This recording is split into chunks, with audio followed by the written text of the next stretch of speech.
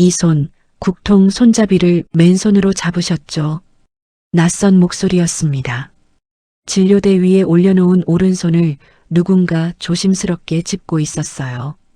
66의 정선녀는 그대로 숨을 멈췄습니다. 세상에 그걸 아는 사람은 없었어요. 뜨거운 걸 맨손으로 쥔 게 언제부터였는지, 왜 그랬는지 선녀 자신도 누구에게 말해본 적이 없었으니까요. 그런데 오늘 처음 본 의사가 그걸 손끝으로 읽어냈습니다. 선녀의 어깨가 굳었어요. 고개를 들 수가 없었습니다. 의사의 손이 멈췄습니다. 모니터에서 눈을 떼고 차트를 확인하는 기척이 났어요. 종이 넘기는 소리가 한 번, 그리고 아무 소리도 나지 않았습니다. 정적이 길었어요. 이윽고 마스크를 내리는 소리가 들렸습니다. 이어서 수술 장갑을 벗는 소리가 났어요. 고무가 손목에서 빠지는 짧고 마른 소리였습니다. 선녀가 그제야 고개를 들었어요. 의사의 오른손이 눈앞에 있었습니다. 손등에서 손목까지 붉게 이어진 자국. 오래되어 색이 옅어졌지만 결코 사라지지 않은 흉터였어요. 선녀의 입술이 떨렸습니다. 주머니 안에서 쥐고 있던 쇠붙이 하나가 손바닥에서 미끄러졌어요. 22해였습니다. 그 겨울 굶고 있던 17소년 하나가 있었어요. 오른손을 소매 안에 숨기고 왼손으로만 숟가락을 쥐던 아이였죠. 야학 급식실 조리원이던 44세 선녀는 그 아이에게 국을 떠주었고 어느 밤에는 언손 위에 쇠붙이 하나를 올려주었습니다. 그리고 그 아이는 봄이 오기 전에 사라졌어요. 인사도 없이 흔적도 없이요. 선녀는 그 쇠붙이를 22해 동안 지니고 다녔습니다. 이사를 3번 다니면서도 버리지 않았어요. 나중에는 그것이 노인의 손 하나를 살릴 만큼의 값을 부르게 되는데 선녀는 그때 아주 이상한 선택을 하게 됩니다. 왜 그랬는지, 그리고 그 겨울의 소년이 어디로 갔던 건지 이야기는 22해 전 그 급식실에서 시작합니다. 사연을 시작하기 전에 구독과 좋아요 한번 눌러주세요. 그리고 오늘 어디서 이 이야기를 듣고 계신지 댓글로 살짝 알려주시면 참 반갑겠습니다.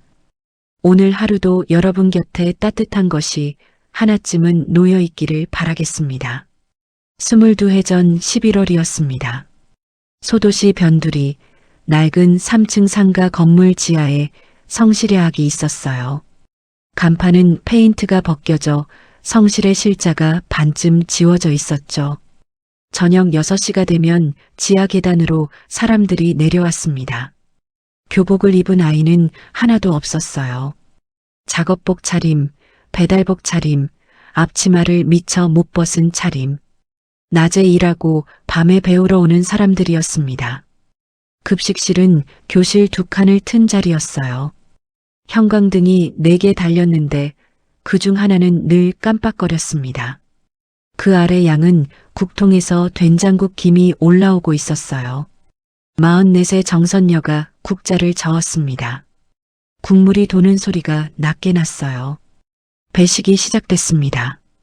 선녀는 식판을 내미는 사람마다 얼굴을 한 번씩 봤어요. 국자로 국을 뜨면서 눈은 위를 향했습니다. 볼이 꺼졌는지, 입술이 말랐는지, 눈밑이 어두운지 그걸 보고 국자의 깊이를 달리했어요. 밥은 식기 전에 먹어야 해요. 같은 말을 20번쯤 했습니다. 듣는 사람은 매번 달랐으니까 선녀에게는 20번이 아니라 한 번씩이었어요. 국자가 그릇 벽에 닿는 소리가 규칙적으로 울렸습니다. 탕, 탕, 탕. 줄이 짧아졌어요. 마지막에 선 사람이 낯설었습니다. 17쯤 되어 보이는 소년이었어요. 후드를 눌러 쓰고 있었고 오른손은 소매 안에 완전히 들어가 있었습니다. 왼손 하나로 식판을 받아들었어요. 식판이 기우뚱했지만 소년은 다른 손을 쓰지 않았습니다. 선녀가 국자를 든 채 소년의 얼굴을 봤어요. 볼이 꺼져 있었습니다. 그냥 마른 게 아니라 며칠 동안 씹을 것이 없었던 사람의 얼굴이었어요. 선녀는 그런 얼굴을 여러 번 봤습니다. 국을 뜨는 손이 조금 더 깊이 들어갔어요. 건더기가 가라앉은 바닥까지 국자를 내려 감자와 두부를 건져 올렸습니다. 많이 담았어요. 소녀는 대답하지 않았어요. 고개만 아주 짧게 숙이고 돌아섰습니다. 소년이 앉은 자리는 구석이었어요. 벽을 등지고 문 쪽을 보고 앉는 자리였습니다. 선녀는 배식구 너머로 그 모습을 봤어요. 소녀는 밥을 먹지 않았습니다. 대신 국그릇을 두 손으로 감쌌어요. 정확히는 왼손으로만이었죠. 오른팔은 식탁 아래로 내린 채였습니다. 그릇 옆면에 왼 손바닥을 붙이고 오래 있었어요. 손이 시린 사람의 자세였습니다. 11월 저녁이었지만 지하 급식실은 그렇게까지 춥지 않았어요. 국통에서 나온 김이 천장까지 올라가 있었으니까요. 그런데 그 아이는 손이 시렸습니다. 선녀는 국통 뚜껑을 덮다 말고 그 자리에 그대로 서 있었어요. 급식이 끝나고 식판 반납대에 사람들이 줄을 섰습니다. 소년의 차례가 왔어요. 소년이 식판을 내밀었습니다. 밥은 반 이상 남아 있었어요. 반찬도 거의 그대로였고요. 그런데 국그릇 하나만 바닥이 보였습니다. 국물 한 방울 없이 비어 있었어요. 선녀가 식판을 받으며 물었습니다. 밥이 입에 안 맞아요? 소년이 고개를 저었어요. 그러고는 그대로 돌아섰습니다. 계단을 올라가는 발소리가 빨랐어요. 설거지 시간이었습니다.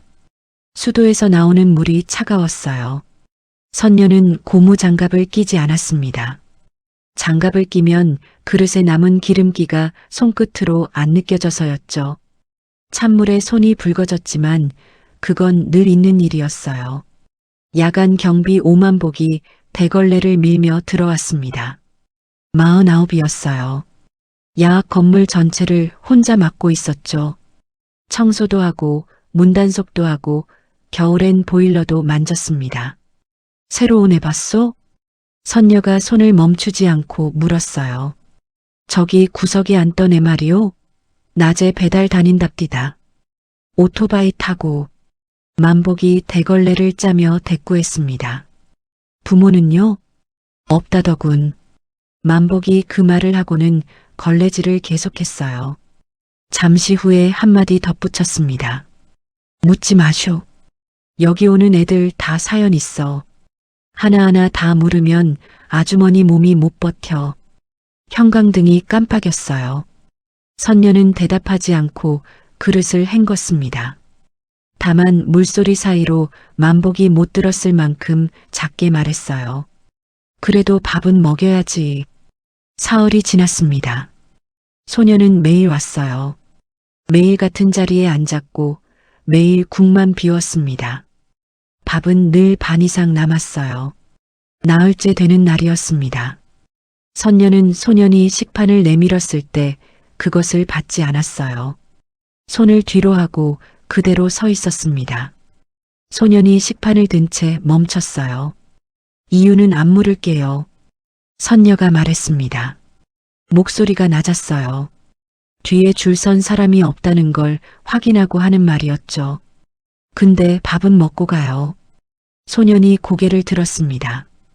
후드 그늘 아래로 눈이 보였어요. 검고 물기가 없고 아무것도 부탁하지 않기로 마음먹은 사람의 눈이었습니다. 선녀는 그 눈을 피하지 않았어요. 한참을 그렇게 서 있었습니다. 급식실 안이 조용했어요. 국통에서 김이 천천히 올라가고 있었습니다. 소년이 입을 열었어요. 목소리가 갈라져 나왔습니다. 며칠 동안 누구와도 말을 하지 않은 목소리였어요. 이거 싸가면 안 돼요? 선녀의 손이 멈췄습니다. 소년의 눈이 바닥으로 내려갔어요. 신발코를 보고 있었습니다. 부끄러움이라기보다는 이 말을 하고 나면 여기 못 오게 될까봐 두려운 사람의 자세였어요. 선녀는 아무것도 묻지 않았습니다. 뒤로 돌아 찬장을 열었어요. 안쪽에 자기가 도시락 쌀 때 쓰는 통이 있었습니다. 알루미늄 통이었고 뚜껑에 고무 패킹이 물려 있었어요. 선녀가 그 통을 꺼냈습니다. 밥주걱으로 밥을 눌러 담았어요. 한 주걱, 두 주걱, 세 주걱. 통이 꽉 차게 담고 위를 손으로 눌러 평평하게 만들었습니다. 그 위에 반찬을 올렸어요. 볶은 어묵, 김치, 콩자반. 국물이 새지 않게 김치는 한쪽으로 몰아 담았습니다. 뚜껑을 덮었어요. 딸깍 하고 고무가 물리는 소리가 났습니다. 김이 통 옆으로 새어나왔어요. 선녀가 통을 들고 배식구를 돌아 나왔습니다. 소년 앞에 서서 그것을 내밀었어요. 소년이 왼손을 들었습니다. 선녀는 통을 소년의 왼손에 쥐어주었어요. 그 순간이었습니다. 통이 무거웠던 모양이에요. 소년이 반사적으로 오른손을 들어 아래를 받쳤습니다. 소매가 손목까지 밀려 올라갔어요. 붉은 자국이 드러났습니다. 손등에서 시작해 손목을 지나 소매 안쪽까지 이어지는 자국이었어요. 표면이 매끈하지 않고 군데군데 당겨져 있었습니다. 오래된 화상이 아니었어요. 아직 붉은 기가 살아있는 반년쯤 된 흉터였습니다. 소년이 숨을 들이켰어요. 통을 왼손으로 옮겨쥐고 오른손을 급히 내렸습니다. 소매를 손끝까지 끌어당겼어요. 선녀는 못 본 척했습니다. 시선을 소년의 얼굴로 옮기고 아무렇지 않게 말했어요. 통은 다음에 가져다 줘요. 급할 거 없어요. 소년이 고개를 끄덕였습니다. 그러고는 돌아섰어요. 계단을 올라가는 발소리가 지난번보다 느렸습니다. 급식실에 선녀 혼자 남았어요. 국통에 국이 아직 남아 있었습니다. 선녀는 국통을 개수대 쪽으로 옮기려고 손잡이를 잡았어요. 행주로 감싸지 않았습니다. 행주가 어디 있는지 찾을 겨를도 없이 그냥 잡았어요. 쇠가 손바닥에 붙었습니다.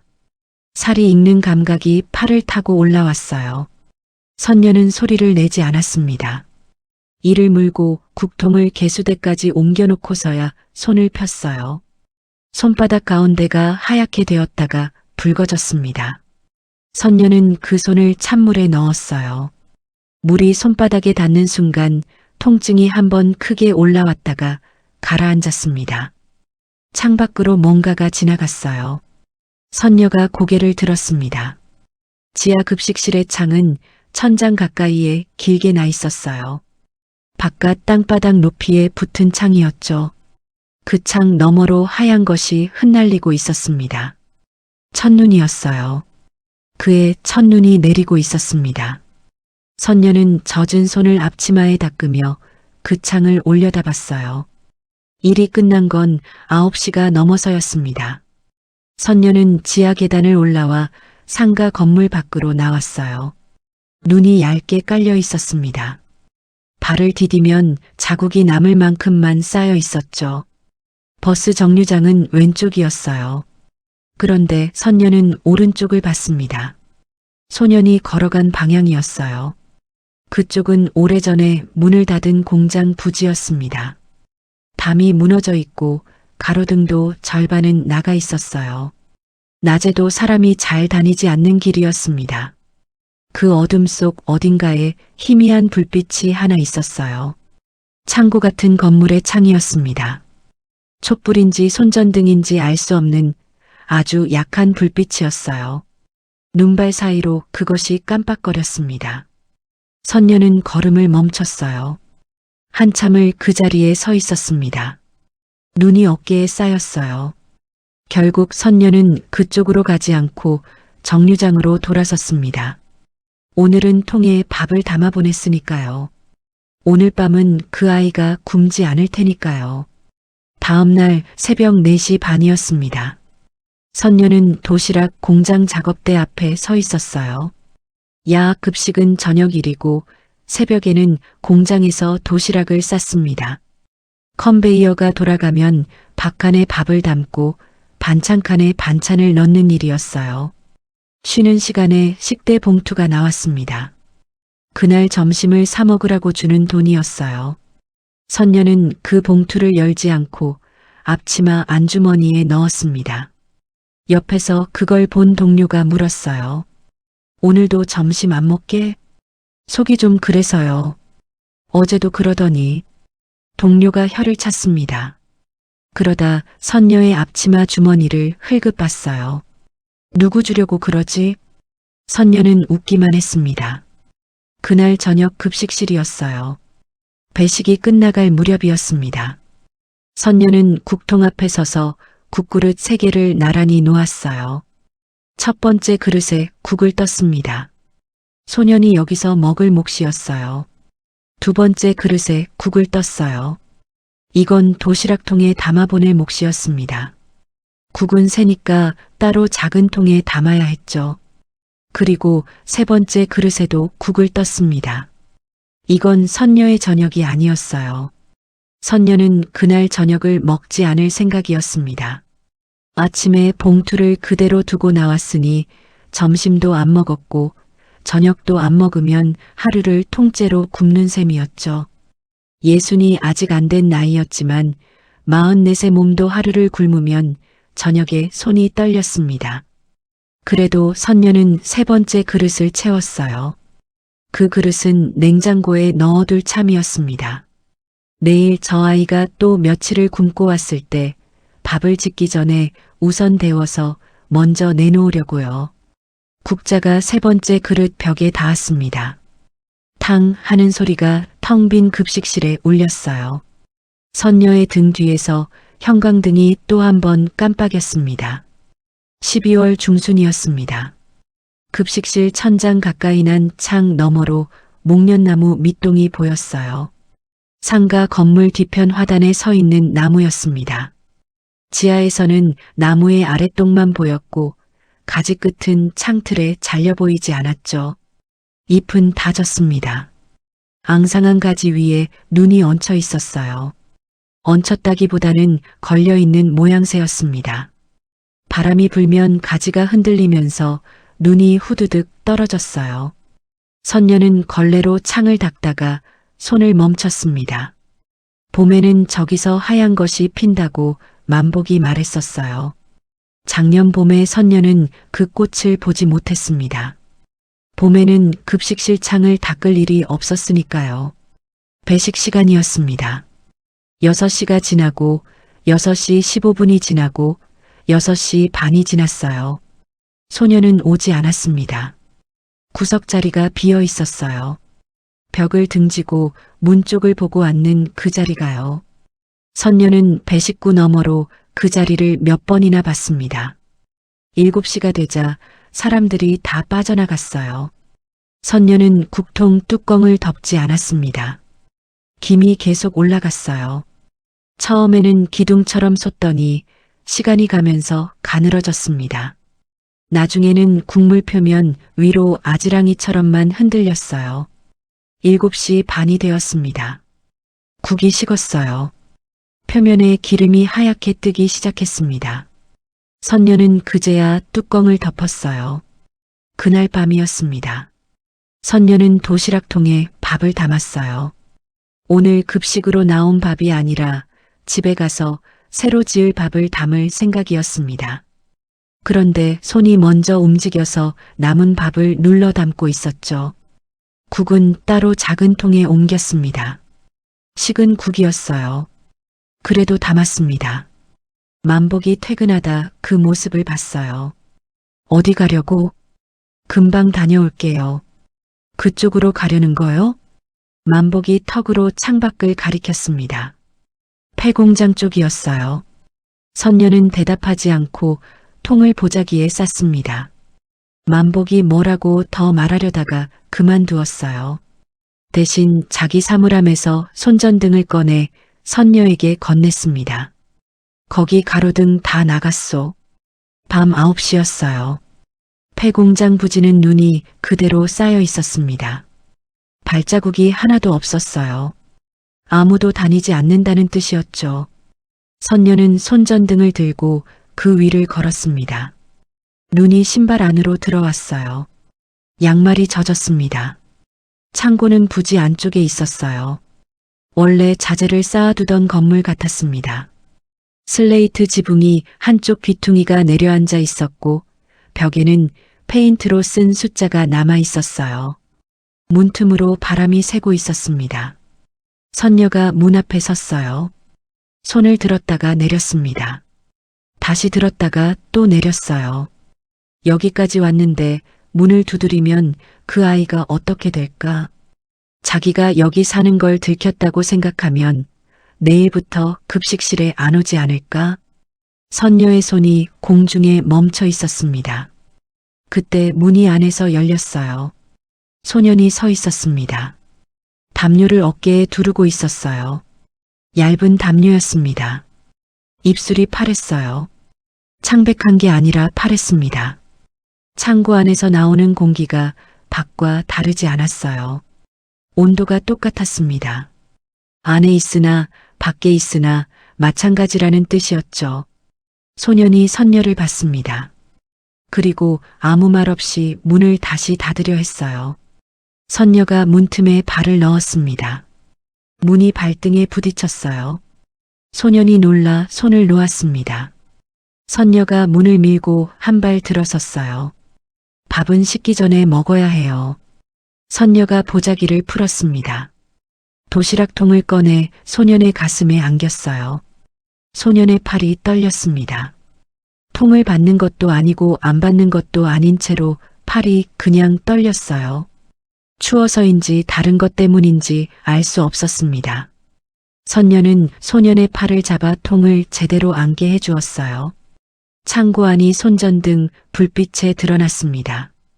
박스를 이어 붙여 만든 잠자리가 한쪽에 있었어요. 그 위에 담요 2장이 깔려 있었습니다. 베개는 없었고 옷을 뭉쳐놓은 것이 베개 자리에 있었어요. 그 옆에 헌 교재가 쌓여 있었습니다. 표지가 없는 책들이었어요. 누가 버린 걸 주워온 모양이었습니다. 그 위에 몽당 연필이 놓여 있었어요. 벽에 배달 가방이 걸려 있었습니다. 오토바이 뒤에 싣는 사각 가방이었어요. 상우가 지워져 있었습니다.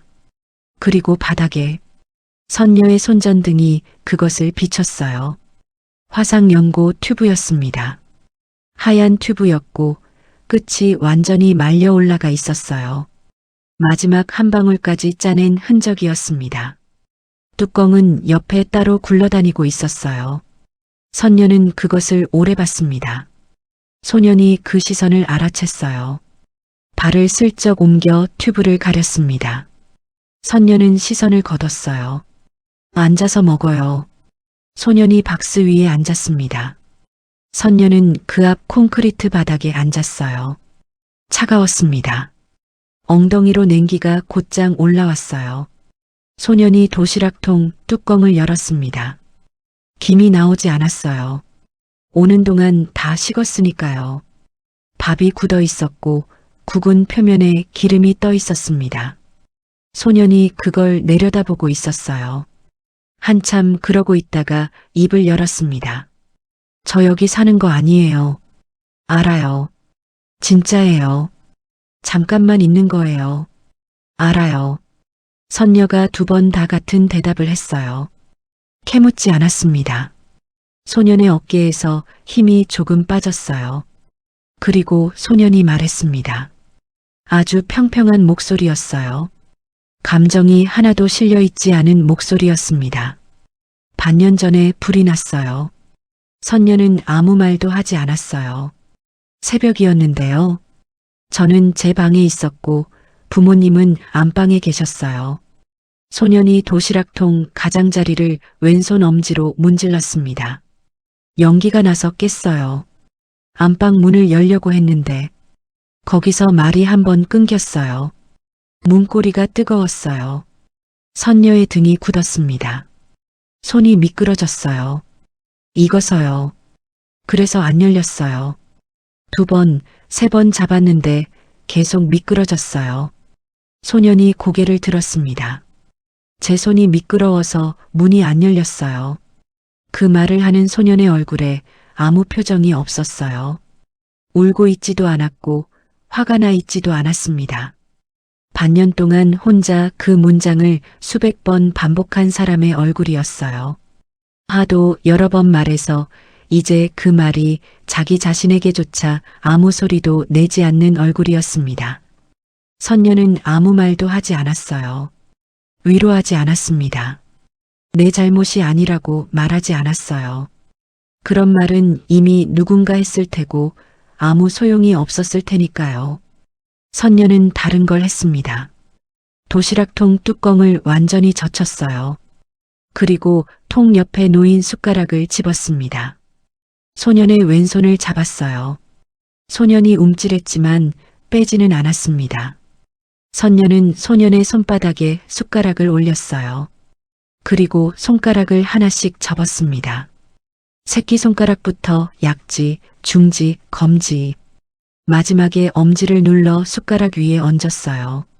숟가락이 소년의 손에 쥐어졌습니다. 선녀가 그 손을 두 손으로 감쌌어요. 잠깐 그러고 있다가 놓았습니다. 드세요. 소년이 숟가락을 밥에 넣었어요. 굳은 밥이 한 덩어리로 떠올랐습니다. 소년이 그것을 입에 넣고 씹었어요. 씹기만 했습니다. 삼키지 못하고 계속 씹었어요. 10번, 20번. 턱이 움직이는데 목은 움직이지 않았습니다. 목이 막힌 사람의 턱이었어요. 선녀는 창고 벽을 봤습니다. 소년을 보지 않았어요. 페인트로 쓴 숫자를 눈으로 따라갔습니다. 3 그리고 7. 옆에서 소리가 났어요. 소년의 어깨가 한번 크게 들썩였습니다. 목구멍에서 뭔가가 억지로 넘어가는 소리가 났어요. 삼킨 겁니다. 선녀는 계속 벽을 봤어요. 숫자를 한 번 더 세었습니다. 3, 7. 며칠이 지났습니다. 급식실 배식줄에 소년이 다시 섰어요. 이번에는 식판을 두 손으로 받았습니다. 오른손을 소매 안에 완전히 숨기지는 않았어요. 손끝이 조금 나와 있었습니다. 그리고 그날 소년은 밥을 남기지 않았어요. 식판 반납대에 놓인 그릇이 전부 비어 있었습니다. 선녀는 그 식판을 받아들고 잠깐 서 있었어요. 지나가던 만복이 툭 던졌습니다. 얼굴 폈네. 누가요? 둘 다. 만복이 대걸레를 밀고 지나갔어요. 선녀가 뒤늦게 자기 얼굴을 손등으로 만져봤습니다. 1월이 되었습니다. 그해 겨울은 유난히 추웠어요. 아침 기온이 영하 15도까지 내려간 날도 있었습니다. 선녀가 새벽 공장에서 나와 버스를 기다리던 때였어요.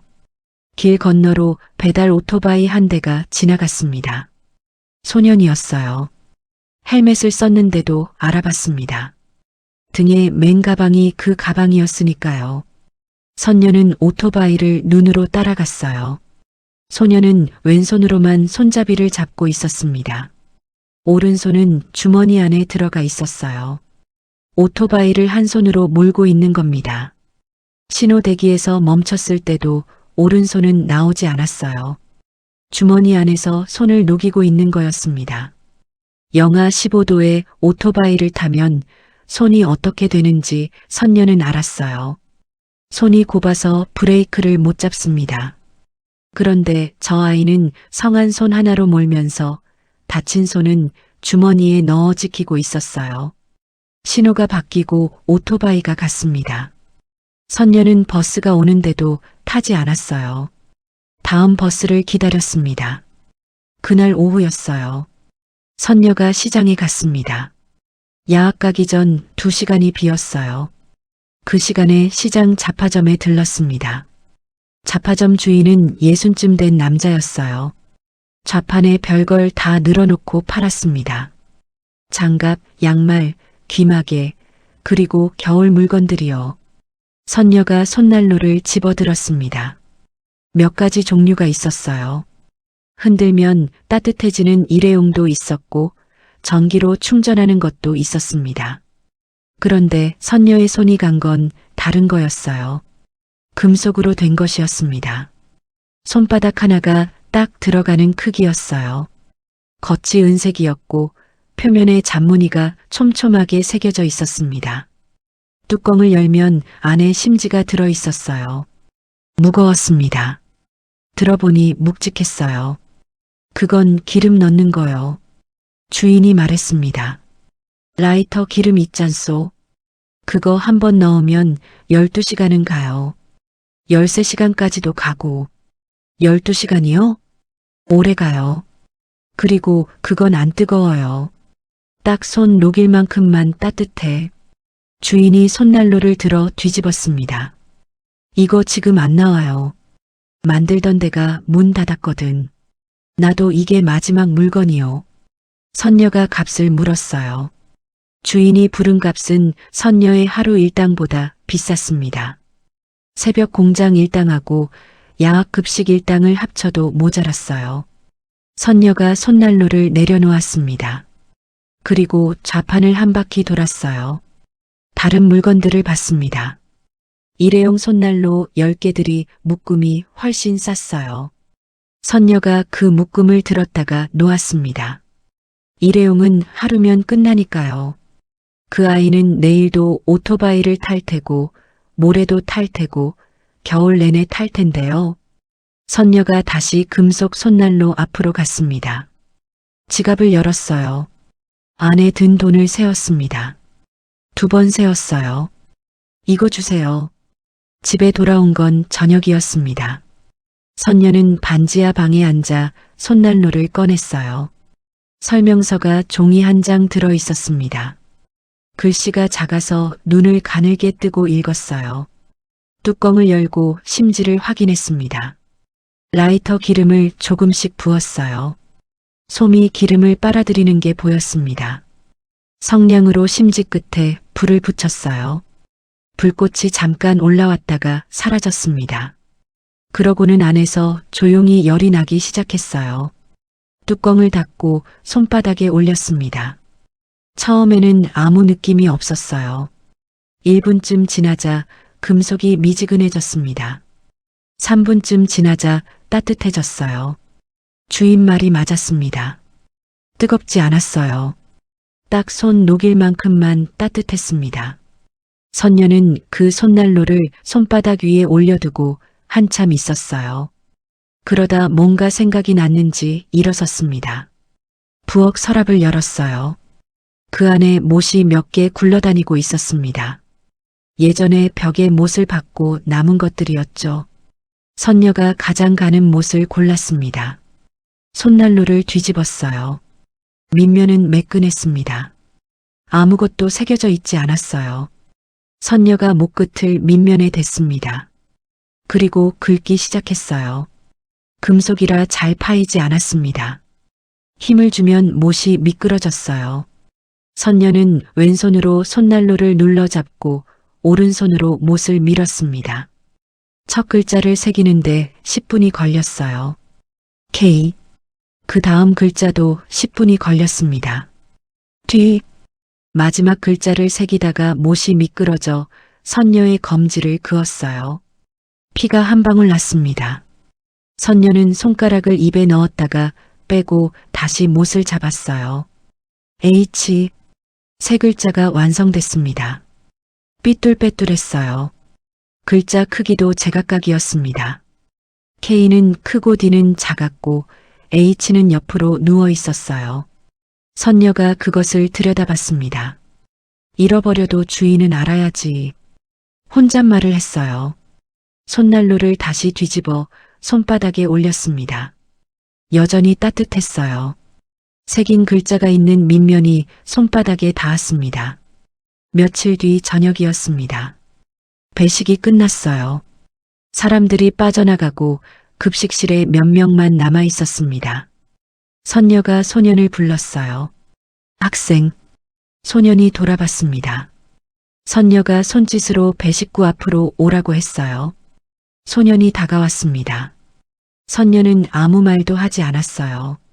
앞치마 주머니에서 손난로를 꺼냈습니다. 아까 미리 불을 붙여 놓아서 이미 따뜻했어요.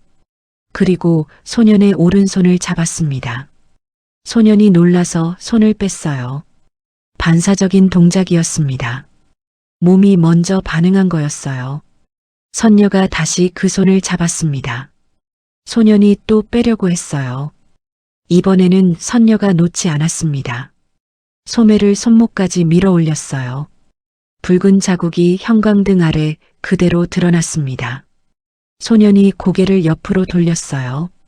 자기 손을 보지 않으려는 자세였습니다. 선녀가 손난로를 그 손등 위에 올렸어요. 정확히 흉터 위였습니다. 소년의 어깨가 크게 한번 흔들렸어요. 이 손도 손이에요. 선녀가 말했습니다. 소년이 고개를 돌리지 않았어요. 여전히 옆을 보고 있었습니다. 차가운데 놔두지 말고 녹여요. 다친 데가 더 시린 법이에요. 소년의 손등 위에서 손난로가 따뜻했습니다. 금속이 흉터에 닿아 있었어요. 소년이 천천히 고개를 돌렸습니다. 자기 손을 봤어요. 반년 동안 숨겨온 손이었습니다. 소매 안에 넣고 주머니에 넣고 식탁 아래로 내리고 그렇게 감춰온 손이었어요. 그 위에 은색 쇳덩이 하나가 놓여 있었습니다. 아주 조용히 따뜻했어요. 소년이 고개를 숙였습니다. 물방울 하나가 손난로 표면에 떨어졌어요. 치익 하는 아주 작은 소리가 났습니다. 물이 금속 위에서 마르는 소리였어요. 한 방울이 더 떨어졌습니다. 그 다음엔 세지 못할 만큼 떨어졌어요. 소년이 소리를 내지 않았습니다. 어깨만 흔들렸어요. 왼손으로 얼굴을 가렸습니다. 선녀가 소년의 등을 2번 두드렸어요. 툭, 툭. 그게 다였습니다. 아무 말도 하지 않았어요. 소년이 얼굴을 가린 채로 몇 번 숨을 골랐습니다. 그러다 급히 몸을 돌렸어요. 우는 걸 더 보이고 싶지 않았던 모양이었습니다. 가방을 들쳐매는데 뭔가가 배식대 위로 툭 떨어졌어요. 소년은 못 봤습니다. 그대로 계단을 올라갔어요. 선녀가 그것을 집었습니다. 플라스틱 명찰이었어요. 배달 가방 손잡이에 달려있던 거였습니다. 고리가 벌어져서 빠진 모양이었어요. 거기 이름 3글자가 적혀 있었습니다. 강도현. 선녀가 그 이름을 손끝으로 쓸었어요. 내일 돌려주면 되겠다 싶었습니다. 그래서 앞치마 주머니에 넣었어요. 그런데 다음날 선녀는 그걸 잊었습니다. 그 다음날도 잊었어요. 돌려줄 기회는 다시 오지 않았습니다. 급식실 천장 가까이 난 창 너머로 목련가지가 보였어요. 가지 위에 눈이 얹혀 있었습니다. 2월 초였습니다. 야학 사무실은 급식실 맞은편에 있었어요. 문이 얇아서 안에서 하는 말이 복도로 새어나오곤 했습니다. 선녀가 국통을 밀고 그 앞을 지나던 참이었어요. 안에서 목소리가 들렸습니다. 야학 교무를 보던 사람과 강학 하나가 이야기를 나누고 있었어요. 이번 검정고시 결과 나왔는데요. 어때? 강도현이라고 있잖습니까? 그 배달 다니는 애요. 선녀의 발이 멈췄습니다. 전국에서도 손에 꼽힐 점수예요. 이대로 1년만 제대로 붙들어 놓으면 어디든 갑니다. 수능을 봐야 할 거 아닌가. 그러니까 그게 문제입니다. 종이 넘기는 소리가 났어요. 지금 낮에 배달 뛰고 밤에 야학 오고 잠은 그 폐공장 창고에서 잔답니다. 그 몸으로 수능을 어떻게 봅니까? 공부만 하게 해주면 됩니다. 방 한 칸이랑 1년 먹고 살 거요. 그거면 저엔 뭐든 해요. 그걸 누가 대주나. 보호자가 없어요. 주소지도 불명이고요. 한참 아무 소리도 나지 않았습니다. 딱하지만 우리가 해줄 수 있는 게 없어요. 대학은 그 다음 얘기고요. 선녀는 국통을 밀고 그 자리를 지나갔습니다. 바퀴 소리가 복도에 크게 울렸어요. 그날 밤이었습니다. 반지하 방에 형광등이 켜져 있었어요. 선녀가 장판을 들추고 그 아래에서 봉투 하나를 꺼냈습니다. 통장이 들어 있었어요. 선녀가 통장을 폈습니다. 마지막 장에 찍힌 숫자를 손가락으로 짚었어요. 그 숫자를 한참 봤습니다. 적었어요. 10년 넘게 모은 돈이었는데 적었습니다. 남편이 죽고 나서 혼자 살면서 새벽에 나가고 밤에 들어오면서 모은 돈이었어요. 선녀가 종이에 뭔가를 적기 시작했습니다. 방 한 칸 보증금, 한 달 방세, 12달치, 밥가, 책가, 학원은 못 보내더라도 문제집은 사줘야 했어요. 숫자를 더했습니다. 2번 더했어요. 2번 다 같은 숫자가 나왔습니다. 통장 잔액으로는 어림도 없었어요. 선녀가 통장을 덮었습니다. 그리고 봉투 안에서 다른 종이를 꺼냈어요. 접힌 자국이 여러 번 난 종이였습니다. 전세 계약서였어요. 이 반지하 방의 보증금이 거기 적혀 있었습니다. 선녀가 손가락으로 그 숫자를 따라갔어요. 1번, 2번. 계산한 종이와 계약서를 번갈아 봤습니다. 한참을 그러고 있었어요. 바깥에서 발소리가 지나갔습니다. 반지하라 사람 발이 창 높이로 지나갔어요. 선녀는 그 소리가 사라질 때까지 기다렸다가 계약서를 접었습니다. 다음 날 오후였어요. 선녀가 부동산 유리문을 밀고 들어갔습니다. 시장 입구에 있는 작은 부동산이었어요. 유리문에 매물종이가 여러 장 붙어 있었습니다. 안쪽에 책상 2개가 놓여 있었고 그중 하나에 중개인이 앉아 있었어요. 어서 오세요. 선녀가 계약서를 꺼내 책상 위에 올렸습니다. 저기 뭘 좀 여쭤보려고요. 중개인이 계약서를 펴봤어요. 이 집 보증금인데요. 선녀가 말을 골랐습니다. 이걸 담보로 잡히면 얼마나 나옵니까? 중개인이 안경을 고쳐 썼어요. 보증금 담보대출 말씀이시죠? 네. 이거 지금 사시는 집이죠? 그러면 나중에 나가실 때 보증금에서 그만큼 빠집니다. 알고 계시죠? 알아요. 중개인이 계산기를 두드렸습니다. 용도가 어떻게 되시는데요? 선녀가 잠깐 대답하지 않았어요. 애 하나 뒷바라지할 때가 있어서요. 자제분이요? 선녀가 고개를 저었습니다. 그러다 다시 끄덕였어요. 뭐라고 대답해야 할지 몰라서 2가지를 다 했습니다. 1년만 방 얻어주고 밥 먹여주면 되는 애예요. 중개인이 계산기 화면을 선녀 쪽으로 돌렸어요. 이 정도까지는 됩니다. 근데 이자가 붙어요. 선녀가 숫자를 봤습니다. 바깥에는 눈이 내리고 있었어요. 유리문 밖으로 사람들이 지나갔습니다.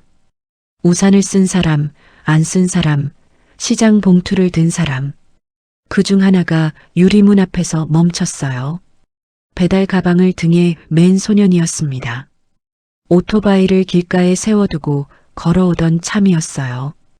유리문 안쪽에 낯익은 뒷모습이 보여서 걸음이 멈춘 거였습니다. 선녀였어요. 앞치마를 벗지 않은 채였습니다. 야학 급식실에서 쓰는 그 앞치마였어요. 소녀는 문을 열려고 손을 들었습니다. 그런데 열지 않았어요. 문이 조금 열려 있었거든요. 아까 손님이 나가면서 완전히 안 닫힌 모양이었습니다. 그 틈으로 소리가 새어나왔어요. 소년이 손을 내렸습니다. 그리고 유리 옆 벽에 등을 붙였어요. 안에서 목소리가 들렸습니다. 이걸 담보로 잡히면 나중에 이 집에서 나가실 때 남는 게 없습니다. 아시죠? 알아요. 보증금이 사모님 전 재산이신 것 같은데요. 나이도 있으시고 이러다 나중에 갈 데가 없어지실 수도 있어요. 알아요. 같은 대답이 2번 나왔습니다. 솔직히 말씀드리면 자제분도 아니라면서요. 남의 집에 1년 공부시키자고 이렇게까지 하실 일인가 싶은데요. 제가 참견할 일은 아닙니다만 한참 아무 소리도 나지 않았어요. 그러다 선녀의 목소리가 났습니다. 서류 준비하려면 뭐가 필요합니까? 소년의 등이 벽에서 떨어지지 않았어요. 눈이 내리고 있었습니다. 소년의 어깨에 눈이 쌓였어요. 배달 가방 위에도 쌓였습니다. 소년은 그 자리에 얼마나 서 있었는지 몰랐어요. 안에서 의자 미는 소리가 났습니다. 선녀가 나올 모양이었어요. 소년이 벽에서 떨어졌습니다. 그리고 걸었어요. 오토바이 쪽이 아니라 반대편으로요. 유리문에서 멀어지는 방향으로 걸었습니다. 모퉁이를 돌아서 멈췄어요. 소년이 주머니에 손을 넣었습니다. 손난로가 있었어요. 아침에 기름을 넣고 불을 붙여 넣어둔 거였습니다. 12시간이 지나지 않아서 아직 따뜻했어요. 소년이 그걸 꺼내 손바닥에 올렸습니다. 눈이 손난로 위에 떨어졌어요. 닿자마자 녹아서 물이 됐습니다. 물방울이 은색 표면을 타고 흘렀어요. 소년이 그것을 내려다봤습니다. 표정이 없었어요. 며칠이 지났습니다. 급식실이었어요. 배식이 시작되기 전이었습니다. 선녀가 국통에 국자를 넣고 있는데 소년이 들어왔어요. 평소보다 일찍 왔습니다. 그리고 배식구 앞으로 곧장 왔어요. 아주머니.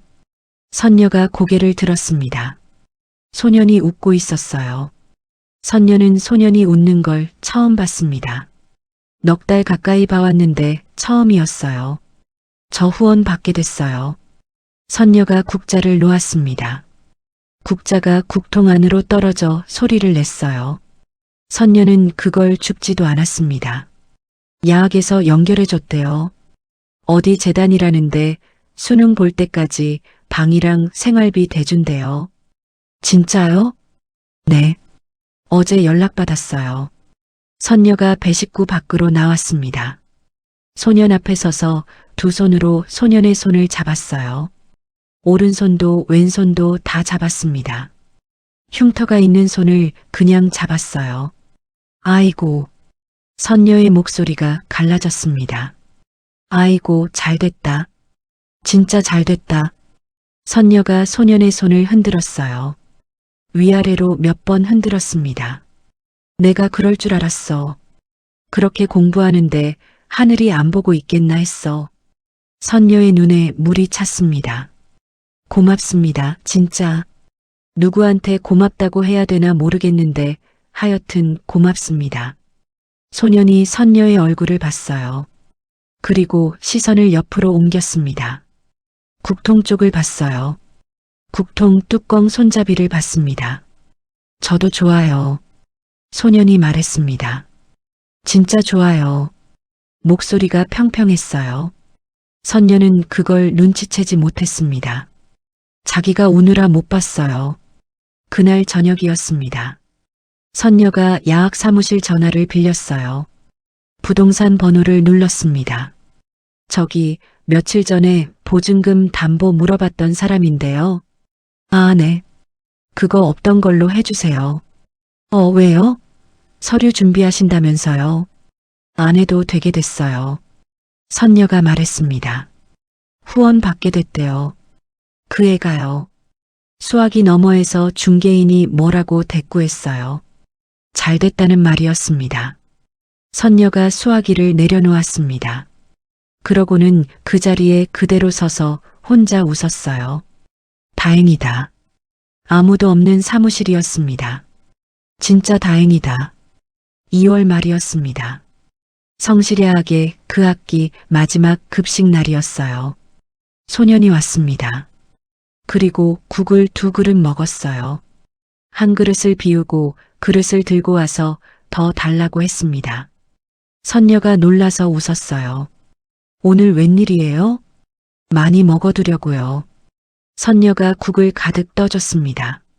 건더기를 바닥까지 긁어서 올렸어요. 소년이 2그릇을 다 비웠습니다. 식판을 반납하고 나서 소년이 배식구 앞에 섰어요. 아주머니. 네. 저 나중에요. 소년이 잠깐 멈췄습니다.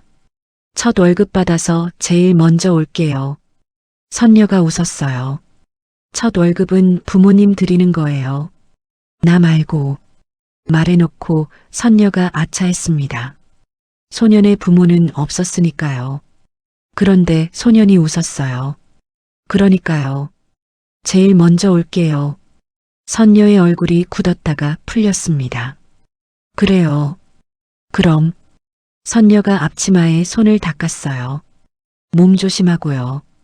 밥 거르지 말고요. 네. 손 시리면 그거 꼭 쓰고요. 소년이 주머니를 툭 쳤습니다. 안에 손난로가 들어있다는 뜻이었어요. 쓰고 있어요. 소년이 계단을 올라갔습니다. 선녀는 배식구 안에서 그 뒷모습을 봤어요. 마지막 계단을 올라가기 전에 소년이 돌아봤습니다. 그리고 고개를 숙였어요. 인사였습니다. 평소에는 안 하던 인사였어요. 선녀가 손을 흔들었습니다. 3월 첫 주였습니다. 새학기 급식이 시작됐어요. 야학에 사람이 줄어서 급식 인원이 예전만 못했습니다. 소녀는 오지 않았어요. 선녀는 그러려니 했습니다. 방 옮기고 자리 잡느라 바쁘겠지 싶었어요. 이틀이 지났습니다. 사흘이 지났어요. 일주일이 지났습니다. 선녀는 매일 국을 한 그릇 더 떴어요. 배식이 끝나면 그 그릇을 배식대 끝에 놓아두었습니다. 혹시 늦게라도 오면 바로 먹을 수 있게요. 김이 올라갔습니다. 그러다 가늘어졌어요. 그러다 식었습니다. 표면에 기름이 하얗게 떴어요. 선녀는 그걸 개수대에 부었습니다. 다음 날 또 한 그릇을 떴어요. 열흘째 되는 날이었습니다. 선녀가 야학이 끝나고 폐공장 부지로 갔어요. 손전등을 들고 갔습니다. 3월이라 눈은 녹아 있었어요. 땅이 질척했습니다. 창고 앞에 섰어요. 문이 열려 있었습니다. 밀어서 열려 있는 게 아니라 활짝 젖혀진 채 벽에 붙어 있었어요. 바람에 흔들리지도 않을 만큼 완전히 열려 있었습니다. 선녀가 손전등을 안으로 비췄어요. 비어 있었습니다. 박스로 만든 잠자리가 없었어요. 담요도 없었습니다. 헌 교재도 없었고 몽당 연필도 없었어요. 벽에 걸려있던 배달 가방도 없었습니다. 바닥에 아무것도 없었어요. 선녀가 안으로 들어갔습니다. 손전등을 이리저리 비췄어요. 벽에 쓰인 숫자가 그대로 있었습니다. 319. 선녀가 바닥을 훑었어요. 구석에 뭔가 있었습니다. 화상 연고 튜브였어요. 끝이 완전히 말려 올라간 그 튜브였습니다. 뚜껑은 없었어요. 선녀가 그것을 주었습니다. 가벼웠어요. 안에 아무것도 남아있지 않았습니다. 선녀는 그것을 손에 쥔 채 텅 빈 창고 가운데 서 있었어요. 다음 날이었습니다. 선녀가 야학 사무실 문을 두드렸어요. 뭐 좀 여쭤보려고요. 교무를 보던 사람이 고개를 들었습니다. 강도현 학생이요. 그 학생 어디로 갔는지 아시나요? 강도현이요? 후원 받고 간 학생이요. 야학에서 연결해 줬다던데요. 교무가 선녀를 봤습니다. 후원이요? 네. 그런 거 없는데요. 선녀가 고개를 기울였어요. 아니, 방이랑 생활비 다 대준다고. 아주머니, 우리 야학은 그런 거 연결해 줄 데가 없어요. 교무가 서류를 내려놓았습니다. 여기 자원에서 가르치러 오는 선생들이랑 건물 주인이 자리 빌려주는 걸로 굴러가는 데예요. 어디 재단하고 줄이 닿아 있겠습니까? 선녀는 그 말을 한 번에 못 알아들었어요. 그럼 그 애가, 그 학생 성적은 잘 나왔죠. 근데 뒤를 봐줄 데가 없어서 다들 안타까워했는데요. 교무가 말했습니다. 그러고 보니 며칠 안 보이네요. 자퇴 처리해야 하나. 선녀가 문틀을 짚었어요. 다리에서 힘이 빠졌습니다. 몸이 옆으로 기울어서 문틀을 잡았어요. 손톱이 나무를 긁었습니다. 아주머니? 교무가 일어섰어요. 선녀가 손을 들어 괜찮다는 신용을 했습니다. 그러고는 복도로 나왔어요. 복도 벽에 등을 붙이고 섰습니다. 숨이 얕아졌어요. 그 아이는 웃으면서 말했습니다. 후원 받게 됐다고요. 어제 연락받았다고요. 선녀가 그 손을 잡고 흔들었어요. 잘 됐다고, 하늘이 보고 있었다고요. 그때 그 아이는 국통 손잡이를 보고 있었습니다. 선녀의 얼굴을 안 보고 있었어요. 그리고 부동산 유리문이 떠올랐습니다. 며칠 전 그날, 자기가 안에 앉아 있던 그날, 그 문이 열려 있었는지 닫혀 있었는지 선녀는 기억나지 않았어요. 시장 입구였습니다. 오후였고 사람이 다니는 시간이었어요. 배달 다니는 아이가 지나갈 수 있는 길이었습니다. 선녀의 손이 떨리기 시작했어요. 나 때문에 갔구나. 복도에 아무도 없었습니다. 내가 그 소리를 해서 갔구나. 선녀가 벽을 타고 주저앉았어요. 무릎이 바닥에 닿았습니다.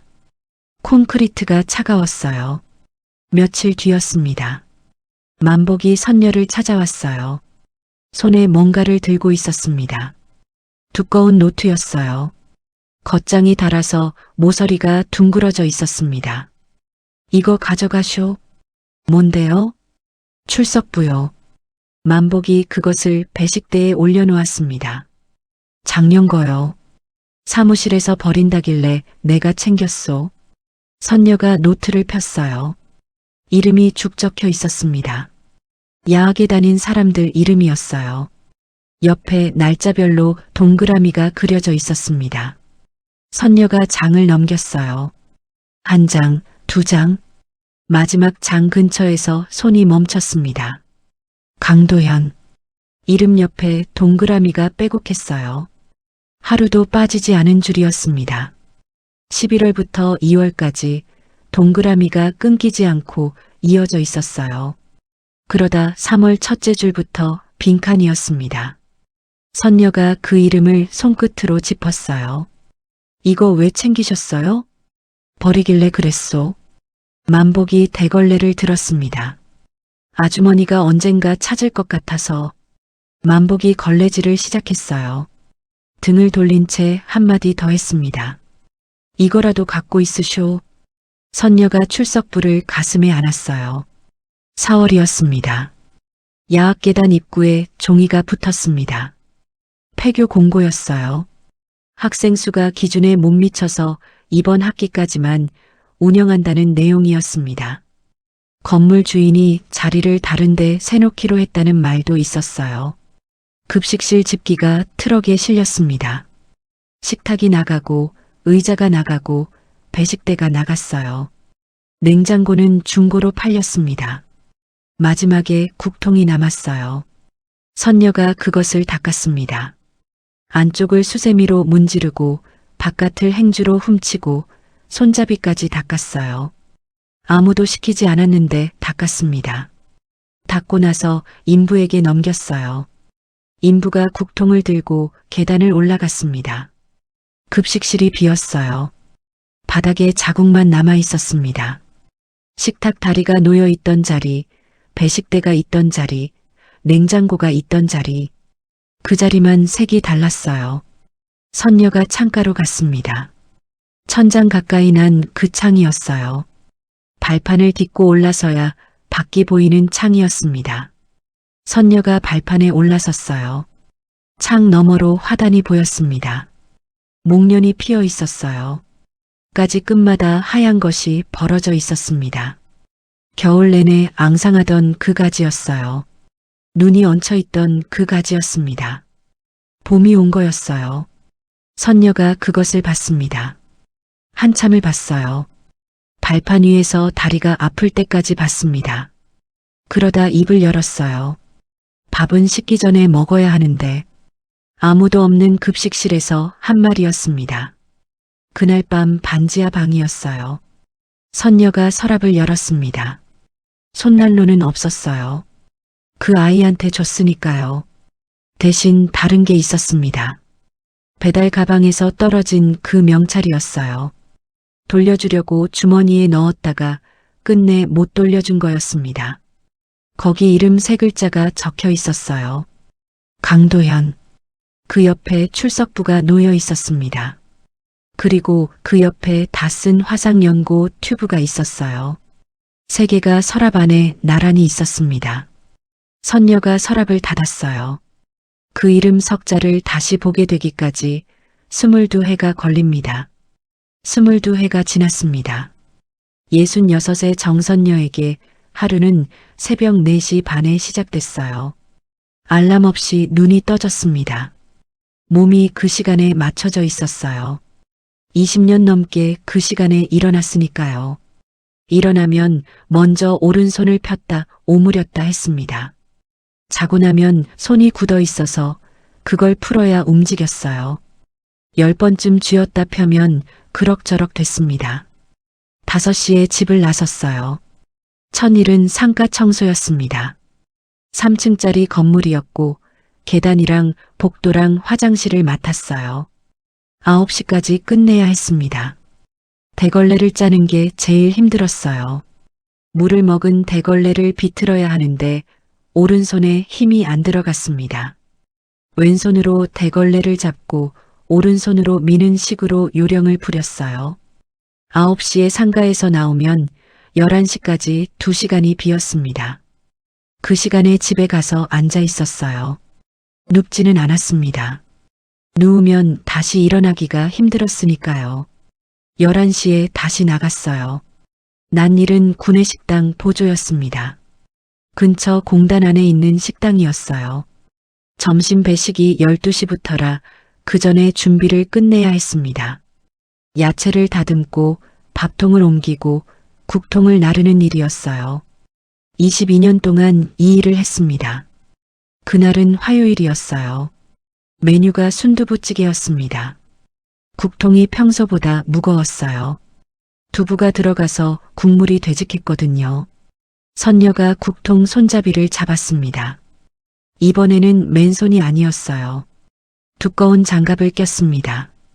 22회 전과 다른 점이 있다면 그거였어요. 이제는 맨손으로 잡지 않았습니다. 국통을 들어 올렸어요. 3걸음쯤 옮겼습니다. 그때 오른손이 풀렸어요. 힘이 빠진 게 아니라 그냥 손가락이 펴져 버렸습니다. 선녀가 놓으려고 한 게 아니었어요. 손이 제멋대로 열렸습니다. 국통이 기울었어요. 선녀가 왼손으로 급히 붙잡았습니다. 국통 바닥이 조리대 모서리에 부딪혔어요. 국물이 출렁이면서 옆으로 넘쳤습니다. 그리고 국자가 떨어졌어요. 국통 안에 걸쳐져 있던 국자였습니다. 그게 바닥으로 떨어졌어요. 쨍! 스테인리스가 시멘트 바닥에 부딪히는 소리였습니다. 주방 전체에 울렸어요. 사람들이 돌아봤습니다. 주방장이 고개를 들었어요. 옆에서 야채 다듬던 사람도 손을 멈췄습니다. 선녀가 급히 몸을 숙였어요. 국자를 주우려는데 오른손 엄지와 검지에 감각이 없었습니다. 국자 손잡이가 손가락 사이로 빠져나갔어요. 2번 만에 왼손으로 주었습니다. 괜찮아요? 주방장이 물었어요. 네네. 선녀가 일어섰습니다. 오른손을 왼손으로 감싸쥐고 주물렀어요. 잠깐 절인 거예요. 손 안 좋으세요? 아니에요. 요즘 날이 추워서요. 7월이었습니다. 주방장이 뭐라고 더 말하려다 말았어요. 그날 저녁 반지하 방이었습니다. 선녀가 밥상 앞에 앉았어요. 혼자 먹는 밥이었습니다. 밥 한 그릇, 김치, 어제 끓여둔 된장국, 상이라고 할 것도 없이 작은 소반이었어요. 젓가락을 들었습니다. 김치를 집으려는데 젓가락이 벌어지지 않았어요.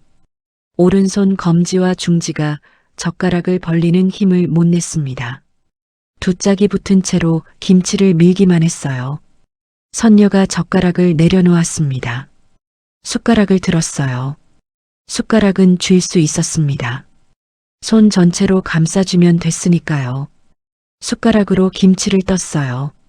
밥 위에 올렸습니다. 그리고 밥과 함께 떠서 입에 넣었어요. 밥알이 숟가락 옆으로 흘러내렸습니다. 상 위에 떨어졌어요. 서너 알이 흩어졌습니다. 선녀가 그것을 봤어요.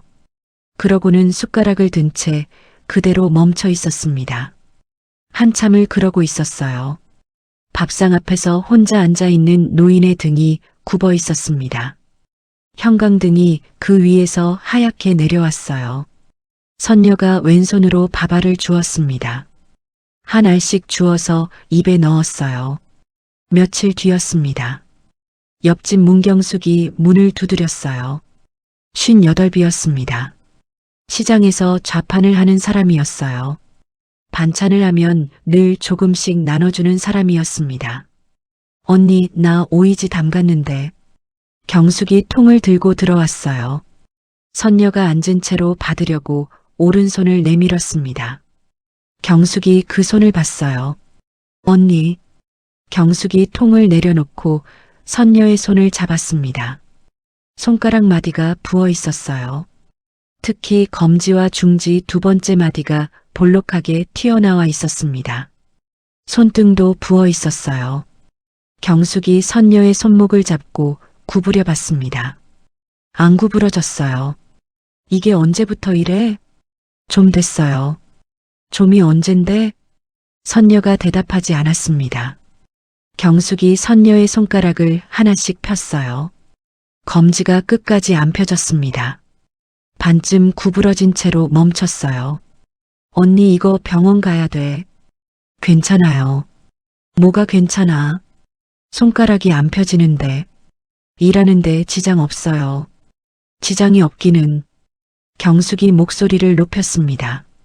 국자 떨어뜨렸다면서. 식당 아줌마들이 다 알던데. 선녀가 고개를 돌렸어요. 경숙이 선녀의 손을 놓지 않고 말했습니다. 내일 나랑 같이 가. 아침에 데리러 올게. 다음 날 아침이었어요. 동네 의원이었습니다. 정형외과 간판이 붙은 2층 건물이었어요. 의사가 선녀의 손을 이리저리 만져봤습니다. 손목을 굽혔다 폈다 하고 손가락 하나하나를 눌러봤어요. 그러다 선녀의 손등에 있는 자국들을 봤습니다. 이건 화상 자국이네요. 오래된 거예요.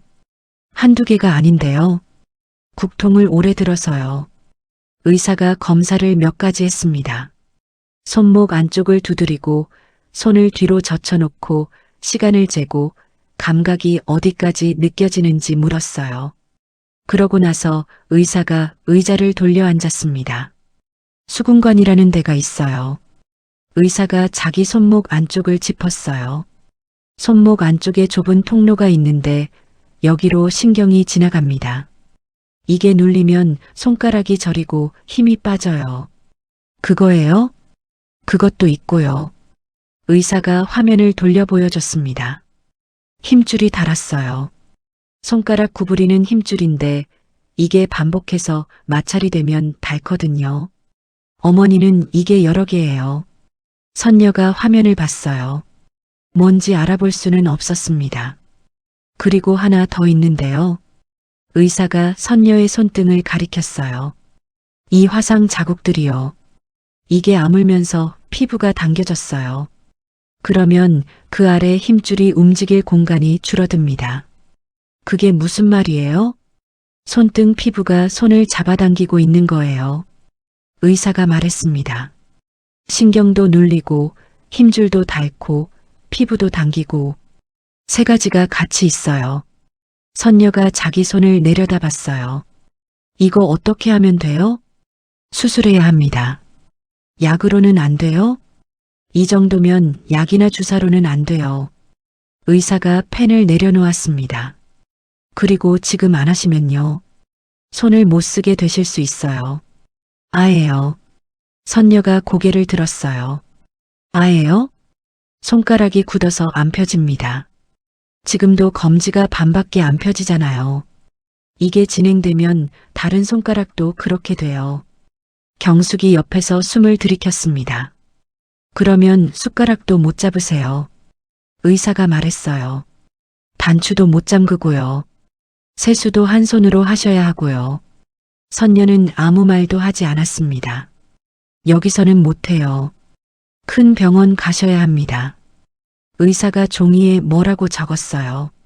수술이 간단한 게 아니에요. 신경 풀어주는 거랑 힘줄 정리하는 거랑 피부 당기는 것까지 같이 봐야 하니까요. 선녀가 그 종이를 받았습니다. 접수대에서 계산을 하는데 직원이 말했어요. 큰 병원 수술은 대략 이 정도 나옵니다. 입원도 하셔야 하고요. 직원이 종이에 숫자를 적어 보여줬습니다. 선녀가 그 숫자를 봤어요. 한 번 보고 다시 봤습니다. 네. 선녀가 종이를 접었어요. 반으로 접고 또 반으로 접었습니다. 그리고 주머니에 넣었어요. 생각해 볼게요. 경숙이 뭐라고 하려다 참았습니다. 밖으로 나오는 길에 경숙이 물었어요. 언니, 돈 얼마나 있어? 있어요. 얼마나? 선녀가 대답하지 않았습니다. 언니, 경숙 씨. 선녀가 걸음을 멈췄어요. 나 그거 없어요. 경숙이 입을 다물었습니다. 그날 밤이었어요. 선녀가 서랍을 열었습니다. 22해 전 그대로였어요. 서랍 안쪽에 3가지가 놓여 있었습니다. 플라스틱 명찰 하나, 낡은 출석부 한 권, 그리고 다 쓴 화상 연고 튜브. 선녀가 명찰을 집었어요. 플라스틱이 누렇게 변해 있었습니다. 글씨는 아직 읽혔어요. 강도현. 선녀가 손끝으로 그 이름을 쓸었습니다. 22년 동안 이 서랍을 3번 옮겼어요. 이사를 3번 했으니까요. 짐을 줄이고 줄일 때마다 버릴 것들이 나왔는데 이 서랍 안의 것들은 한 번도 후보에 오르지 않았습니다. 선녀가 명찰을 제자리에 놓았어요. 서랍을 닫았습니다. 다음 날이었어요. 오만복이 찾아왔습니다. 71가 됐어요. 야학이 없어지고 나서도 연락이 끊기지 않았습니다. 2달에 한 번씩 들렀어요. 만복이 방에 앉으면서 선녀를 봤습니다. 손 어떻게 된 거요? 경숙 씨가 말했어요? 온 동네가 다 아는데 나만 몰라? 만복이 손을 내밀었어요. 줘보쇼. 선녀가 손을 내밀었습니다. 만복이 그 손을 잡고 뒤집어 봤어요. 손바닥을 보고 손등을 보고 손가락을 하나씩 눌러봤습니다. 만복의 얼굴이 굳었어요. 이 손으로 여태 국통을 들었단 말이오? 선녀가 손을 뺐습니다. 할만했어요. 할만하기는 뭐가 할만해. 만복이 소리를 질렀어요. 늙은 사람이 내는 소리라 크지는 않았습니다. 그런데 목이 갈라졌어요. 이 사람아, 사람이 손이 없으면 뭐라고 살아? 밥은 어떻게 먹을 거요? 옷은 어떻게 입고? 선녀가 고개를 숙였습니다. 만복이 한참 씩씩거리다가 주머니에서 뭘 꺼냈어요. 버스표였습니다. 시내 종합병원에 예약 잡았소. 다음 주 수요일 10시. 만복 씨, 내가 아는 사람 통해서 잡은 거요. 안 가면 그 사람 얼굴에 먹칠하는 거고. 돈이 없다니까요. 가서 보기라도 하쇼. 만복이 버스표를 선녀의 손에 쥐어줬습니다. 보고 나서 못하겠으면 그때 못한다고 하면 될 거 아니오. 선녀가 버스표를 봤어요. 만복이 일어서면서 한마디 더 했습니다. 아주머니는 남밥은 20년을 챙겼으면서 자기는 왜 안 챙기쇼? 수요일이었습니다. 시내 종합병원이었어요. 선녀가 로비에 들어섰습니다. 압도됐어요. 천장이 높았습니다. 2층까지 뚫려 있었어요. 유리로 된 벽으로 햇빛이 들어왔습니다. 바닥이 반들거려서 걸을 때마다 자기 그림자가 비쳤어요. 사람이 많았습니다. 다들 빨리 걸었어요. 간호사도 환자도 보호자도 빨리 걸었습니다. 안내방송이 쉬지 않고 나왔어요. 어느 과 몇 번 진료실로 오라는 방송이었습니다. 선녀가 지팡이를 짚고 섰어요. 작년부터 지팡이를 짚었습니다. 무릎이 안 좋아서였어요. 어디로 가야 할지 몰랐습니다. 두리번거렸어요. 안내 데스크가 보였는데 그 앞에도 줄이 길었습니다. 선녀가 엘리베이터 쪽으로 걸었어요. 엘리베이터 앞에 사람들이 모여 있었습니다. 그 옆 벽에 전자 안내판이 있었어요. 화면이 자동으로 넘어가는 판이었습니다. 진료과 이름과 담당 의사 이름이 뜨고 몇 초 있다가 다음 화면으로 넘어갔어요. 선녀는 그걸 볼 생각이 없었습니다. 정형외과가 몇 층인지만 알면 됐으니까요. 화면이 넘어갔어요. 내과, 또 넘어갔습니다. 신경과, 또 넘어갔어요. 화상재건센터, 그 아래 이름이 3개 떴습니다. 선녀의 눈이 그 중 하나에 걸렸어요. 강도현.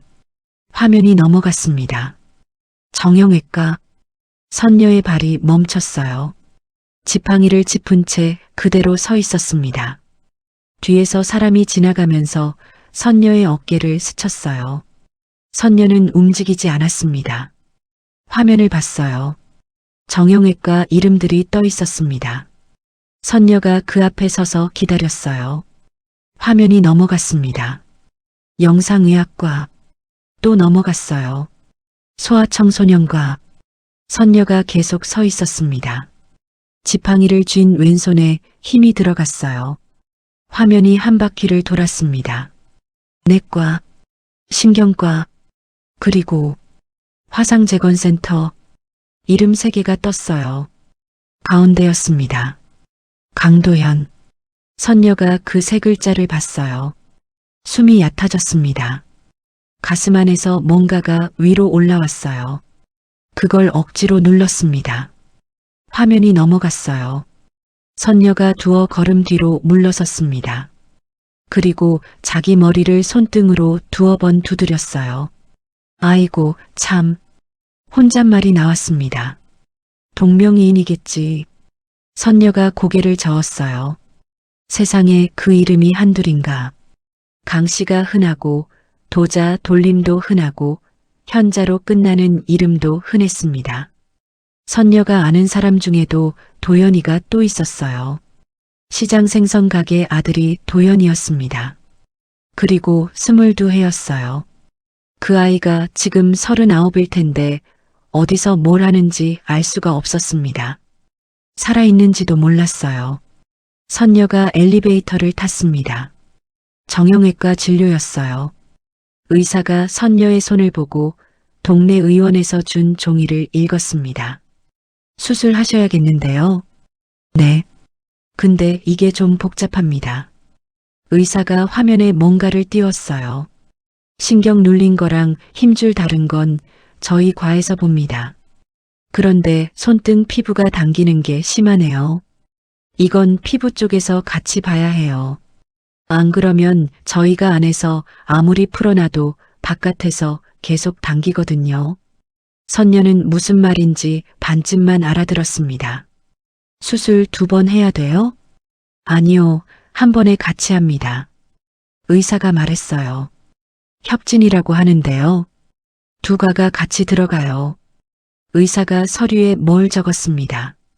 비용은 상담실에서 안내받으시면 됩니다. 상담실이었어요. 직원이 종이를 내밀었습니다. 항목이 여러 줄이었어요. 수술비, 마취료, 입원비, 재료비. 맨 아래 합계가 있었습니다. 선녀가 그 숫자를 봤어요. 동네 의원에서 들은 것보다 컸습니다. 보험되는 부분은 뺀 금액이에요. 직원이 말했어요. 실비 보험 있으세요? 없어요. 아, 네. 직원이 잠깐 말을 멈췄습니다. 그러면 이 금액이 그대로 나가세요. 선녀가 고개를 끄덕였어요. 네. 수술 날짜는 언제로 잡을까요? 생각해 볼게요. 선녀가 종이를 접었습니다. 반으로 접고 또 반으로 접었어요. 상담실을 나오는 걸음이 느렸습니다. 로비 벤치였어요. 선녀가 거기 앉았습니다. 지팡이를 무릎 사이에 세우고 2 손을 무릎 위에 올렸어요. 사람들이 앞을 지나갔습니다. 한참 그러고 있다가 선녀가 외투 주머니에 손을 넣었어요. 뭔가를 꺼냈습니다. 금속이었어요. 손바닥 하나가 딱 들어가는 크기였습니다. 겉이 은색이었고 표면에 잔무늬가 새겨져 있었어요. 손난로였습니다. 22해 전 시장 잡화점에서 하루 일당보다 비싸게 산 그 손난로였어요. 표면이 달아 있었습니다. 잔무늬가 손에 닿는 부분만 반들반들해졌어요. 모서리 도금이 벗겨져서 아래 쇠 색깔이 드러나 있었습니다. 선녀가 그것을 손바닥에 올렸어요. 차가웠습니다. 기름을 넣은 지 오래됐어요. 몇 해나 됐는지 세어보지 않았습니다. 왜 이게 선녀에게 있는가? 22해 전 3월이었습니다. 소년이 사라지고 열흘째 되던 날, 선녀가 폐공장 창고에 갔던 그 밤이었어요. 창고 안은 비어 있었습니다. 선녀는 화상 연고 튜브 하나만 주워서 나왔어요. 그런데 나오는 길에 뭔가에 발이 걸렸습니다. 창고 문 옆에 낡은 우편함이 하나 붙어 있었어요. 오래전 공장이 돌아가던 시절에 쓰던 거였습니다. 녹이 슬어서 뚜껑이 반쯤 떨어져 나가 있었어요. 선녀가 손전등을 그쪽으로 비췄습니다. 우편함 안에 뭔가 있었어요. 손을 넣어 꺼냈습니다. 손난로였어요. 깨끗했습니다. 기름 냄새가 나지 않았어요. 심지가 새 것으로 갈려 있었습니다. 겉면에 묻은 것도 없이 닦여 있었어요. 돌려주고 간 겁니다. 가져가지 않고 닦아서 우편함에 넣어두고 간 거였어요. 선녀는 그날 창고 앞에 주저앉았습니다. 손난로를 두 손으로 쥐고 오래 앉아 있었어요. 그게 차가웠습니다. 며칠은 거기 놓여 있었던 모양이었어요. 지금 이 로비 벤치에서였습니다. 선녀가 손난로를 쥐었어요. 여전히 차가웠습니다. 네가, 선녀가 낮게 말했어요. 이걸 두고 갈 게 아니라 가져갔어야지. 선녀가 손난로를 주머니에 넣었습니다. 그리고 다른 주머니에서 아까 접은 종이를 꺼냈어요. 수술비가 적힌 종이였습니다. 선녀가 그 종이를 폈다가 다시 접었어요. 일어섰습니다. 지팡이를 짚고 로비를 가로질러 나갔어요. 며칠 뒤 그 식어버린 손난로가 뜻밖의 값을 부르게 됩니다. 시장 좌판이었습니다. 문경숙이 파는 자리는 시장 안쪽 골목이었어요. 양말이랑 속옷이랑 수건 같은 걸 늘어놓고 팔았습니다. 선녀가 그 앞에 앉았어요. 오후라 손님이 뜸했습니다. 경숙이 플라스틱 의자를 하나 더 꺼내줬어요. 언니 수술날 잡았어? 아직이요. 아직이 뭐야? 손이 그 지경인데. 선녀가 대답을 안 했습니다. 경숙이 선녀를 봤어요. 돈 때문이지. 얼마 모자란데? 많이요. 선녀가 짧게 말했습니다. 경숙이 한숨을 쉬었어요. 언니 팔 거 없어? 집에 못 안 나가는 거 없어요. 진짜 하나도 없어? 금붙이라도. 금붙이는 옛날에 다 팔았어요. 선녀가 웃었습니다. 웃는 게 아니라 입만 움직인 거였어요. 그러다 뭔가 생각난 듯 주머니에 손을 넣었습니다. 이건 있는데. 선녀가 손난로를 꺼냈어요. 경숙 앞 좌판 위에 올려놓았습니다. 이게 뭐야? 손난로요. 기름 넣는 거. 이런 거 요새 누가 써? 경숙이 그걸 집어들었습니다. 들자마자 표정이 바뀌었어요. 무겁네? 쇠라서요. 경숙이 손난로를 이리저리 돌렸습니다. 시장에서 30년 물건을 판 사람이었어요. 하루에도 수십 개씩 물건을 만지는 사람이었습니다. 손으로 무게를 재고 눈으로 마감을 보는 게 몸에 배어 있었어요. 경숙의 손가락이 멈췄습니다. 옆면에 새겨진 잔무늬를 손톱으로 짚었어요. 무늬를 따라 손톱을 밀어봤습니다. 언니. 네. 이거 어디서 났어? 샀어요. 옛날에. 어디서? 시장에서요. 저기 입구 쪽에 잡화점 있었잖아요. 경숙이 손난로를 눈앞으로 가져갔습니다. 이거 요새 안 나와. 그때도 그렇다고 하더라고요. 아니, 그런 얘기가 아니고. 경숙이 손난로 뚜껑을 열었어요. 안을 들여다봤습니다.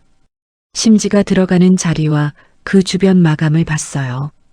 이거 기계로 찍은 게 아니야. 네. 이 무늬 봐. 이게 다 손으로 새긴 거야. 경숙이 손난로를 선녀 쪽으로 돌렸습니다. 봐봐. 여기랑 여기랑 간격이 달라. 기계로 찍으면 이럴 수가 없어. 선녀가 들여다봤어요. 정말 그랬습니다. 무늬 간격이 어떤 데는 넓고 어떤 데는 좁았어요. 22년 동안 한 번도 그걸 유심히 본 적이 없었습니다. 이거 얼마 주고 샀는데? 선녀가 액수를 말했어요. 경숙의 눈이 커졌습니다. 그 시절에? 네. 언니 그때 일당이 얼마였는데? 선녀가 대답하지 않았어요. 경숙이 손난로를 좌판에 내려놓았습니다. 언니, 이거 한번 봐봐야겠어. 뭐려? 내가 아는 사람 있어. 읍내에서 금속 공예하는 양반인데 감정도 해. 감정이요? 선녀가 손사래를 쳤습니다. 이거 그냥 난로예요. 그냥 난로가 이렇게 무거워? 경숙 씨, 믿져야 본전이잖아. 가서 아니라고 하면 그만이고. 경숙이 좌판을 정리하기 시작했어요. 오늘 장사 접을래. 지금 가자. 지금이요? 언니 손이 급하지 내 좌판이 급해? 읍내 공방이었습니다. 간판이 작았어요. 금속 공예라고 쓰여 있고 그 아래 작은 글씨로 수리와 감정이라고 적혀 있었습니다. 문을 열자 종이 울렸어요. 안이 좁았습니다. 작업대가 하나 있고 벽에 공구가 걸려 있었어요. 선반에는 만들다 만 물건들이 놓여 있었습니다. 주인은 60 넘어 보이는 남자였어요. 앞치마를 두르고 있었고 이마에 확대경을 올려 쓰고 있었습니다. 어서 오세요. 경숙이 인사를 했어요. 사장님, 저 시장에서 좌판하는 문경숙인데요. 예전에 여기서 반지 고쳤었어요. 아, 네. 이 언니 물건 하나만 봐주세요. 선녀가 주머니에서 손난로를 꺼냈습니다. 작업대 위에 올려놓았어요. 주인이 그것을 봤습니다. 처음에는 별 관심이 없는 얼굴이었어요. 손을 뻗어 집어들었습니다. 집어든 순간 손이 멈췄어요. 주인이 이마에 확대경을 내렸습니다. 손난로를 눈앞으로 가져갔어요. 표면을 봤습니다. 각도를 바꿔가며 봤어요. 한참을 봤습니다. 경숙이 선녀를 봤어요. 선녀는 손난로를 보고 있었습니다. 주인이 확대경을 올렸습니다. 그러고는 다시 내렸어요. 작업대 조명을 켰습니다. 손난로를 그 아래에 놓고 다시 봤어요. 뚜껑을 열었습니다. 안쪽 마감을 봤어요. 손가락 끝으로 안쪽 벽을 문질러 봤습니다. 이거, 주인이 말을 하다 말았어요. 손난로를 뒤집었습니다. 밑면이 조명 아래 드러났어요. 거기 세 글자가 있었습니다. K, D, H. 삐뚤빼뚤한 글자였어요.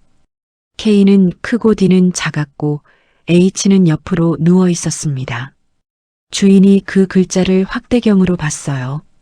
이건 원래 각인이 아니네요. 네. 이거 나중에 누가 목 같은 걸로 새긴 겁니다. 공구로 판 게 아니에요. 주인이 손난로를 내려놓았어요. 이거 밑면은 원래 아무것도 없거든요. 여기다 왜 이런 걸 새겼을까? 선녀가 대답했습니다. 제가 새겼어요. 주인이 고개를 들었어요. 직접이요? 네. 뭐라고 새기신 거예요? 영문이 세 글자던데. 이름이요.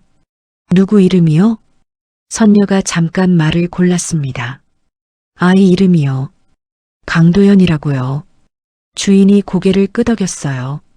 아, 초성을 따신 거군요. 잃어버리면 주인은 알아야 하니까요. 주인이 손난로를 다시 들었습니다. 이번에는 아까와 눈빛이 달랐어요. 어머니, 이거 언제 사셨어요?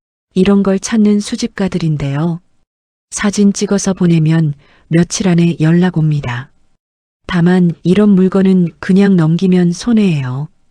감정서 붙이고 두세 군데 붙여서 값을 받아야 합니다.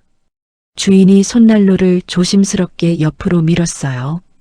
제가 위탁으로 맡아서 진행하면 한 달쯤 잡으시면 됩니다. 계약금은 먼저 나가고요. 한 달이요? 급하시면 한 군데한테 바로 넘길 수도 있는데 그러면 값이 많이 깎여요. 주인이 말했습니다. 어머니 손이 급하시면 그렇게 하셔도 됩니다. 그래도 수술비는 나오고 남아요. 경숙이 선녀의 팔을 잡았어요. 언니. 선녀가 경숙을 봤습니다. 언니 이거면 수술되잖아. 되고도 남잖아. 선녀가 손난로를 봤어요. 22년 동안 주머니에 있던 물건이었습니다. 생각 좀 해볼게요. 선녀가 말했어요. 네.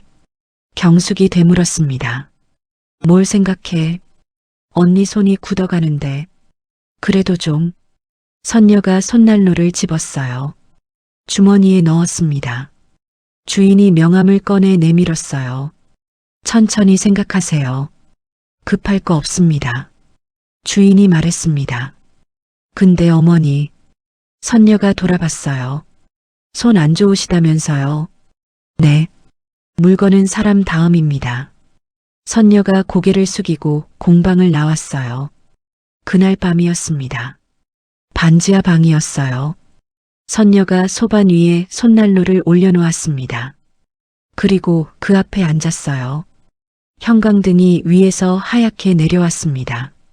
손난로 그림자가 소반 위에 길게 누웠어요. 선녀가 오른손을 폈습니다. 검지가 반쯤 펴지다 멈췄어요. 힘을 줬습니다. 더 안 펴졌어요. 중지도 마찬가지였습니다. 선녀가 손을 오므렸어요. 오므리는 건 됐습니다. 다시 폈어요. 반만 펴졌습니다. 선녀가 그 손을 내려다봤어요. 그러다 손난로를 봤습니다. 손난로, 손난로. 시선이 왔다 갔다 했어요. 선녀가 왼손으로 오른손을 감싸 쥐었습니다. 문 두드리는 소리가 났어요. 경숙이었습니다. 언니자? 들어와요. 경숙이 들어와서 소반 앞에 앉았어요. 손난로가 거기 있는 걸 봤습니다. 아직도 보고 있었어? 언니. 경숙이 선녀 쪽으로 몸을 기울였어요. 내가 참견 많은 거 아는데 이건 참견해야겠어. 그 애 이제 안 와. 선녀가 고개를 들었습니다. 22해야 언니. 경숙이 말했어요. 22해 동안 연락 한 번을 안 했잖아. 편지 한 통을 안 보냈고 살아있으면 39이지? 39이면 애 아니야. 어른이야. 어른이 마음 먹으면 사람 하나 못 찾겠어? 선녀가 대답하지 않았습니다. 못 찾는 게 아니라 안 찾은 거야. 경숙의 목소리가 낮아졌어요. 미안해. 나쁜 소리인 거 아는데 나는 그렇게밖에 안 보여. 선녀가 소반 위 손난로를 봤습니다. 언니 손이 먼저야. 경숙이 말했어요. 언니가 그거 붙들고 있는다고 그 애가 오는 거 아니잖아. 근데 그거 팔면 언니 손은 살잖아. 언니 아직 66이야. 앞으로 20년은 더 살 텐데 그 20년을 숟가락도 못 잡고 살 거야? 선녀는 아무 말도 하지 않았습니다. 경숙이 한참 기다리다가 일어섰어요. 생각해봐. 문이 닫혔습니다. 선녀는 그 밤에 잠을 못 잤어요. 누웠다가 일어났고 일어났다가 누웠습니다. 3시쯤 되니까 아예 포기하고 앉았어요. 새벽 4시였습니다. 선녀가 일어나서 서랍을 열었어요. 안에서 3가지를 꺼냈습니다.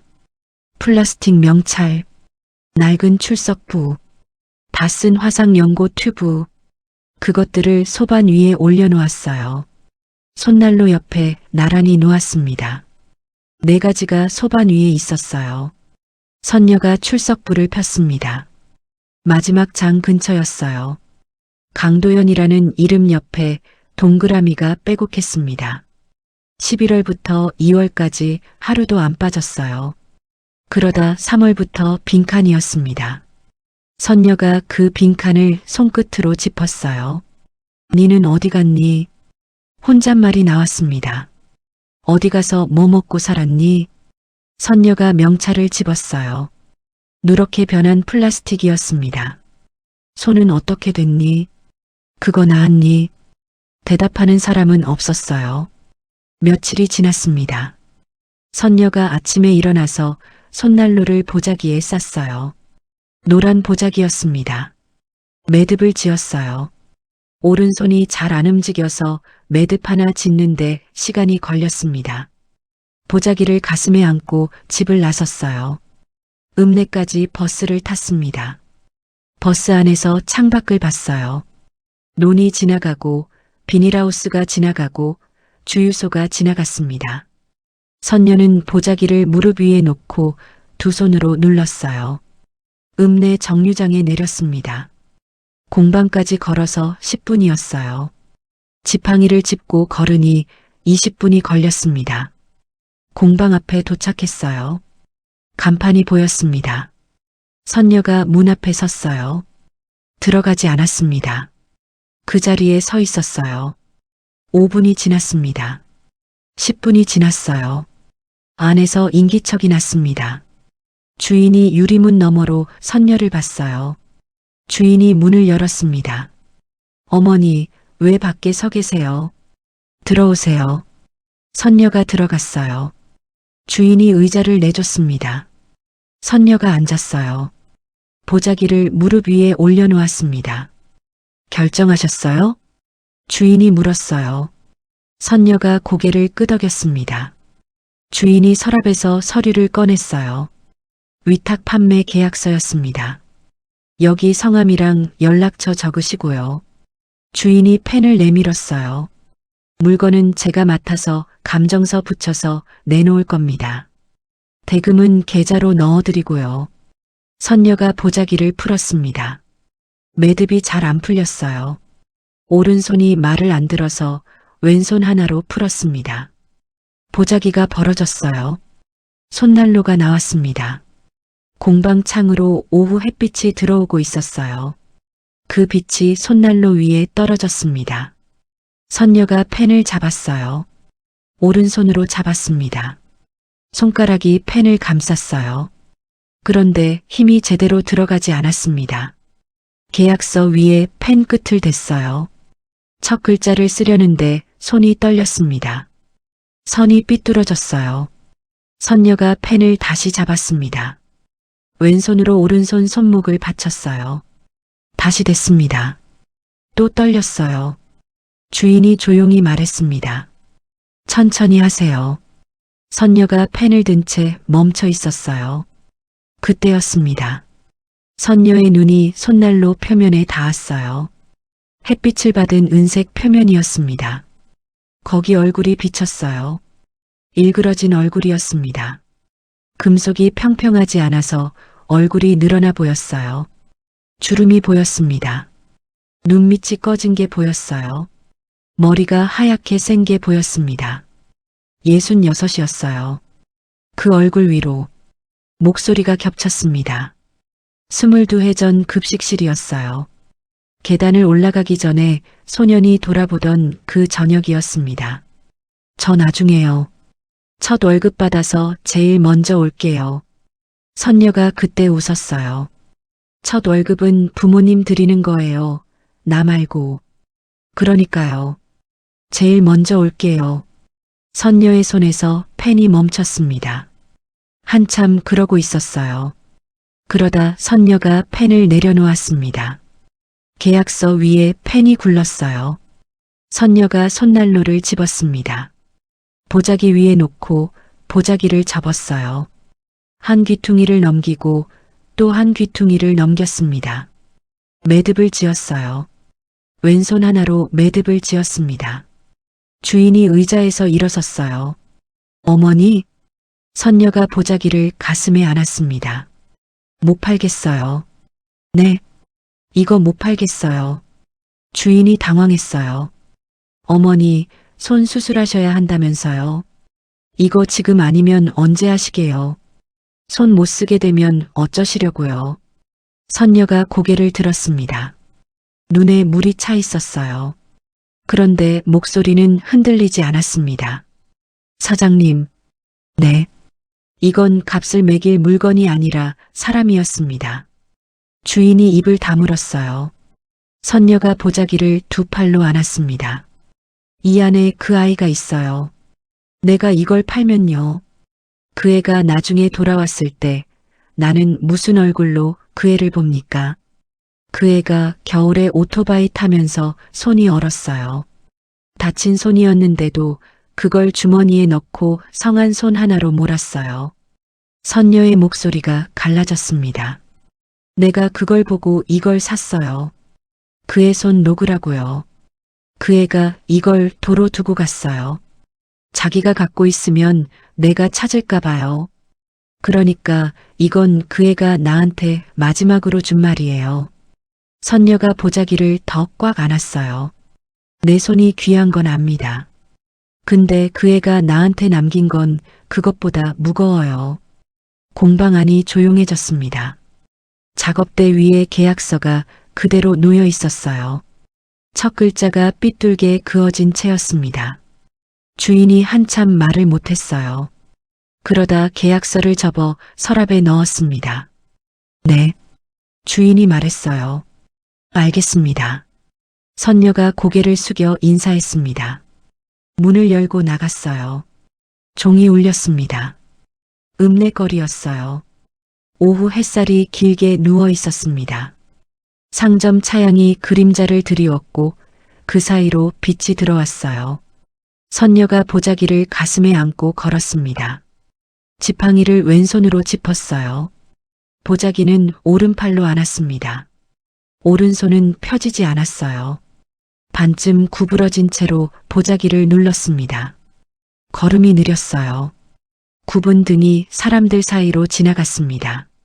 앞에서 오던 사람들이 선녀를 비켜갔어요. 아무도 이 노인이 방금 무엇을 포기하고 나왔는지 몰랐습니다. 버스 정류장까지 20분이 걸렸어요. 선녀가 벤치에 앉았습니다. 보자기를 무릎 위에 올려놓았어요. 그리고 오른손을 폈습니다. 반만 펴졌어요. 선녀가 그 손을 내려다봤습니다. 한참 보다가 손난로가 든 보자기 위에 그 손을 올려놓았어요. 버스가 왔습니다. 손을 포기하고 돌아선 그날로부터 한 달 뒤 선녀는 결국 병원 문을 다시 열게 됩니다. 한 달이 지났습니다. 늦가을이었어요. 선녀의 오른손은 그 한 달 사이에 눈에 띄게 나빠졌습니다. 아침에 일어나서 손을 쥐었다 폈다 하는 시간이 길어졌어요. 10번이면 되던 게 30번이 됐고 나중에는 30번을 해도 안 풀렸습니다. 상가 청소를 그만뒀어요. 대걸레를 짤 수 없어서였습니다. 왼손 하나로는 물을 뺄 수가 없었어요. 물을 머금은 대걸레를 그냥 밀면 바닥이 젖어서 미끄러웠습니다. 관리소장이 조심스럽게 말했어요. 어머니, 무리하지 마시고요. 선녀가 그날로 그만뒀습니다. 공단 식당은 남아 있었어요. 국통을 나르는 일은 뺐고 앉아서 하는 일만 맡았습니다. 마늘을 까거나 팔을 다듬는 일이었어요. 그것도 오래 못 갔습니다. 마늘 껍질이 안 까졌어요. 손톱으로 껍질을 벗기려면 검지와 엄지에 힘이 들어가야 하는데 그게 안 됐습니다. 어느 날 저녁이었어요. 선녀가 세면대 앞에 서 있었습니다. 수건을 빨아서 짜려던 참이었어요. 물을 먹은 수건을 두 손으로 비틀어야 했습니다. 왼손은 됐어요. 오른손이 안 됐습니다. 수건을 잡을 수는 있는데 비트는 힘이 안 나왔어요. 손목을 돌리려니 손가락이 먼저 풀렸습니다. 수건이 세면대 안으로 떨어졌어요. 물이 튀었습니다. 선녀가 그것을 내려다봤어요. 다시 집었습니다. 다시 비틀었어요. 또 떨어졌습니다. 세 번째로 집었어요. 또 떨어졌습니다. 선녀가 세면대 가장자리를 왼손으로 짚었어요. 거울에 얼굴이 비쳤습니다. 선녀가 그 얼굴을 봤어요. 그러고는 오른손을 들어 올렸습니다. 거울 앞에서 손을 폈어요. 손가락 5개 중에 완전히 펴지는 건 새끼손가락 하나였습니다. 다음 날 아침이었어요. 만복이 왔습니다. 문을 열자마자 선녀의 손부터 봤어요.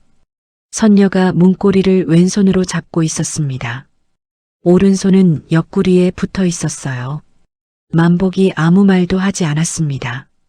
방으로 들어와서 선녀의 외투를 벽에서 집어들었어요.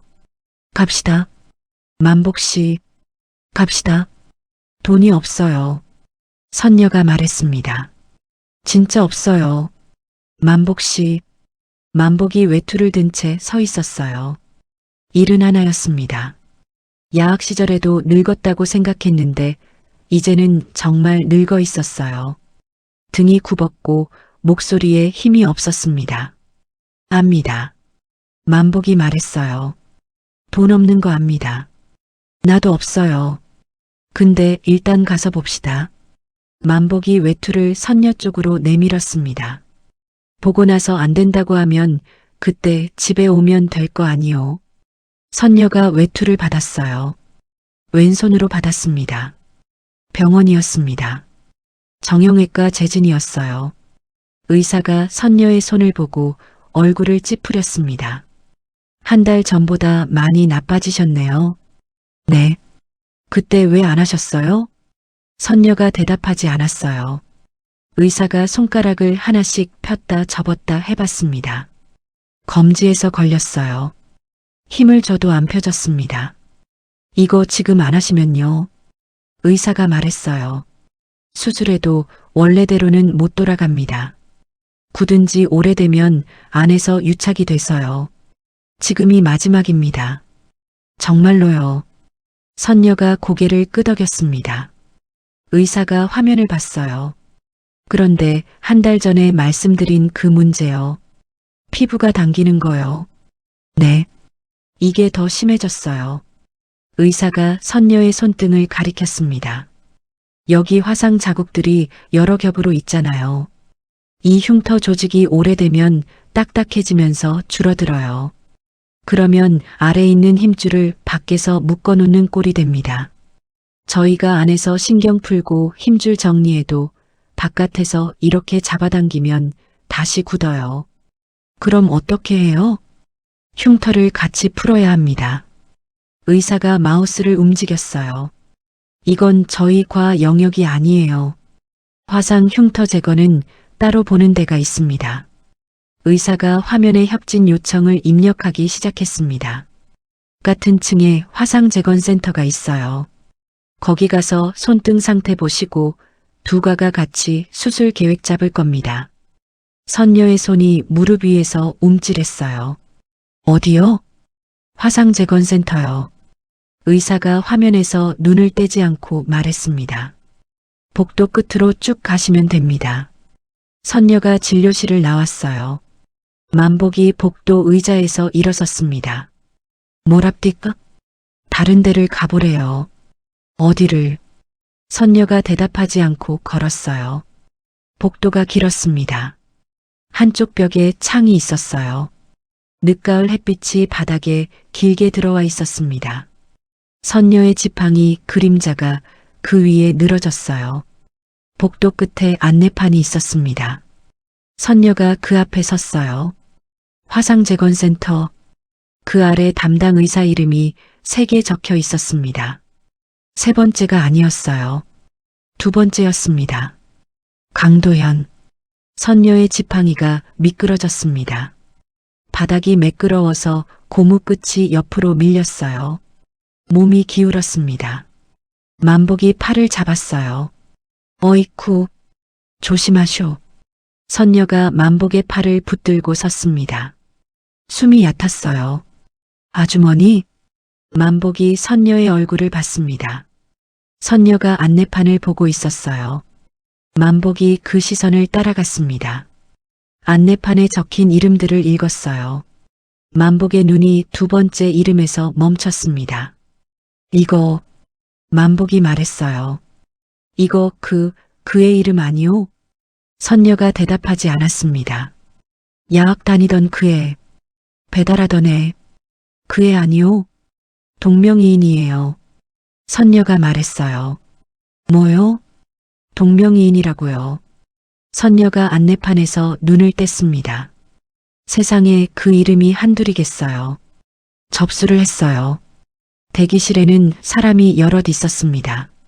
화상 흉터가 있는 사람들이었어요.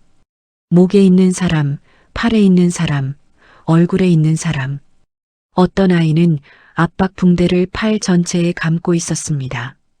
선녀는 앉지 못했어요. 자리는 있었는데 앉아지지가 않았습니다. 창가에 서 있었어요. 주머니에 오른손을 넣었습니다. 손난로가 있었어요. 쥐었다가 놓았습니다. 다시 쥐었어요. 손가락이 잘 안 접혀서 감싸는 게 아니라 손바닥으로 누르는 모양이 됐습니다. 동명이인이야. 선녀가 속으로 말했어요. 22해였습니다. 그 아이가 대학에 갔을 리 없었어요. 후원은 거짓말이었고 돈은 없었으니까요.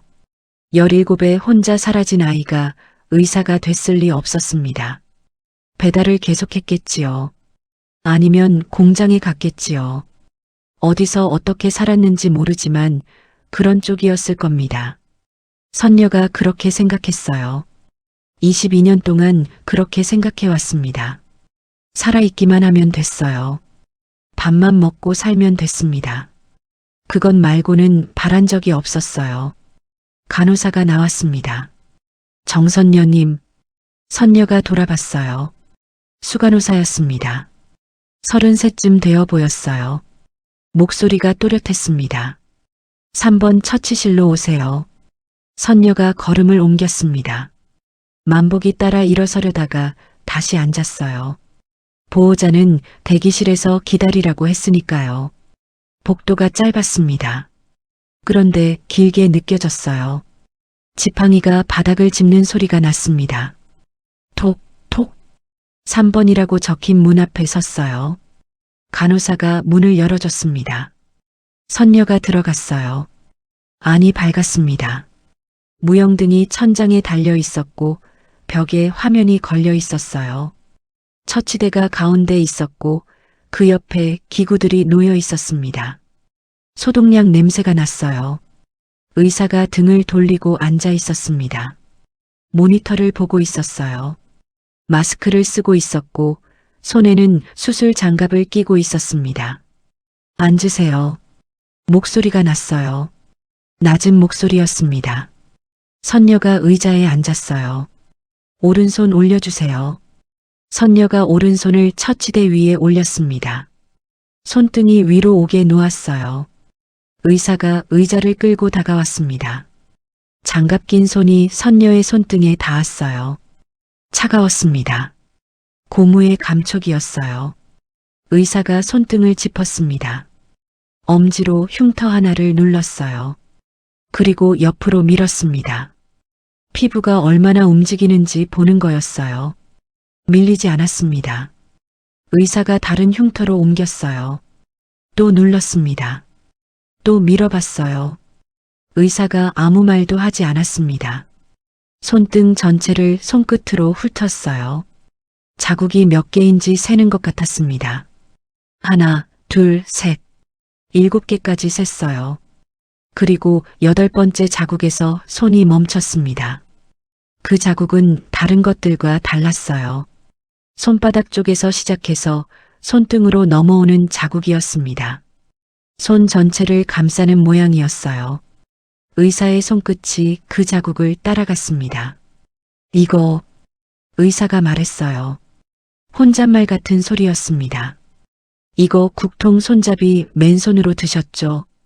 선녀의 어깨가 굳었습니다. 숨이 멈췄어요. 선녀는 고개를 들지 않았습니다.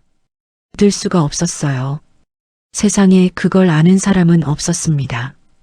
뜨거운 걸 맨손으로 든 게 언제부터였는지, 왜 그랬는지, 선녀 자신도 누구에게 말해본 적이 없었어요. 행주가 어디 있는지 찾을 시간이 없어서 그냥 잡았습니다. 잡고 옮기고 나서 손을 폈어요. 그 다음에는 손이 익었다는 것도 잊었습니다. 22년을 그렇게 했어요. 그런데 오늘 처음 본 의사가 그걸 손끝으로 읽어냈습니다. 의사의 손이 멈춰 있었어요. 정적이 흘렀습니다.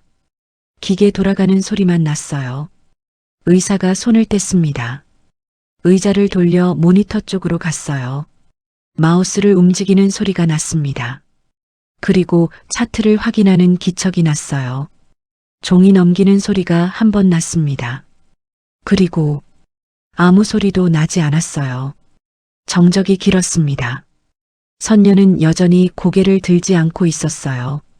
무릎 위에 왼손을 올려놓고 있었습니다.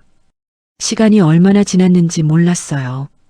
의자에서 무슨 소리가 났습니다. 의사가 일어선 소리였어요. 그리고 마스크 끈이 귀에서 빠지는 소리가 났습니다. 이어서 다른 소리가 났어요. 고무가 손목에서 빠지는 소리였습니다.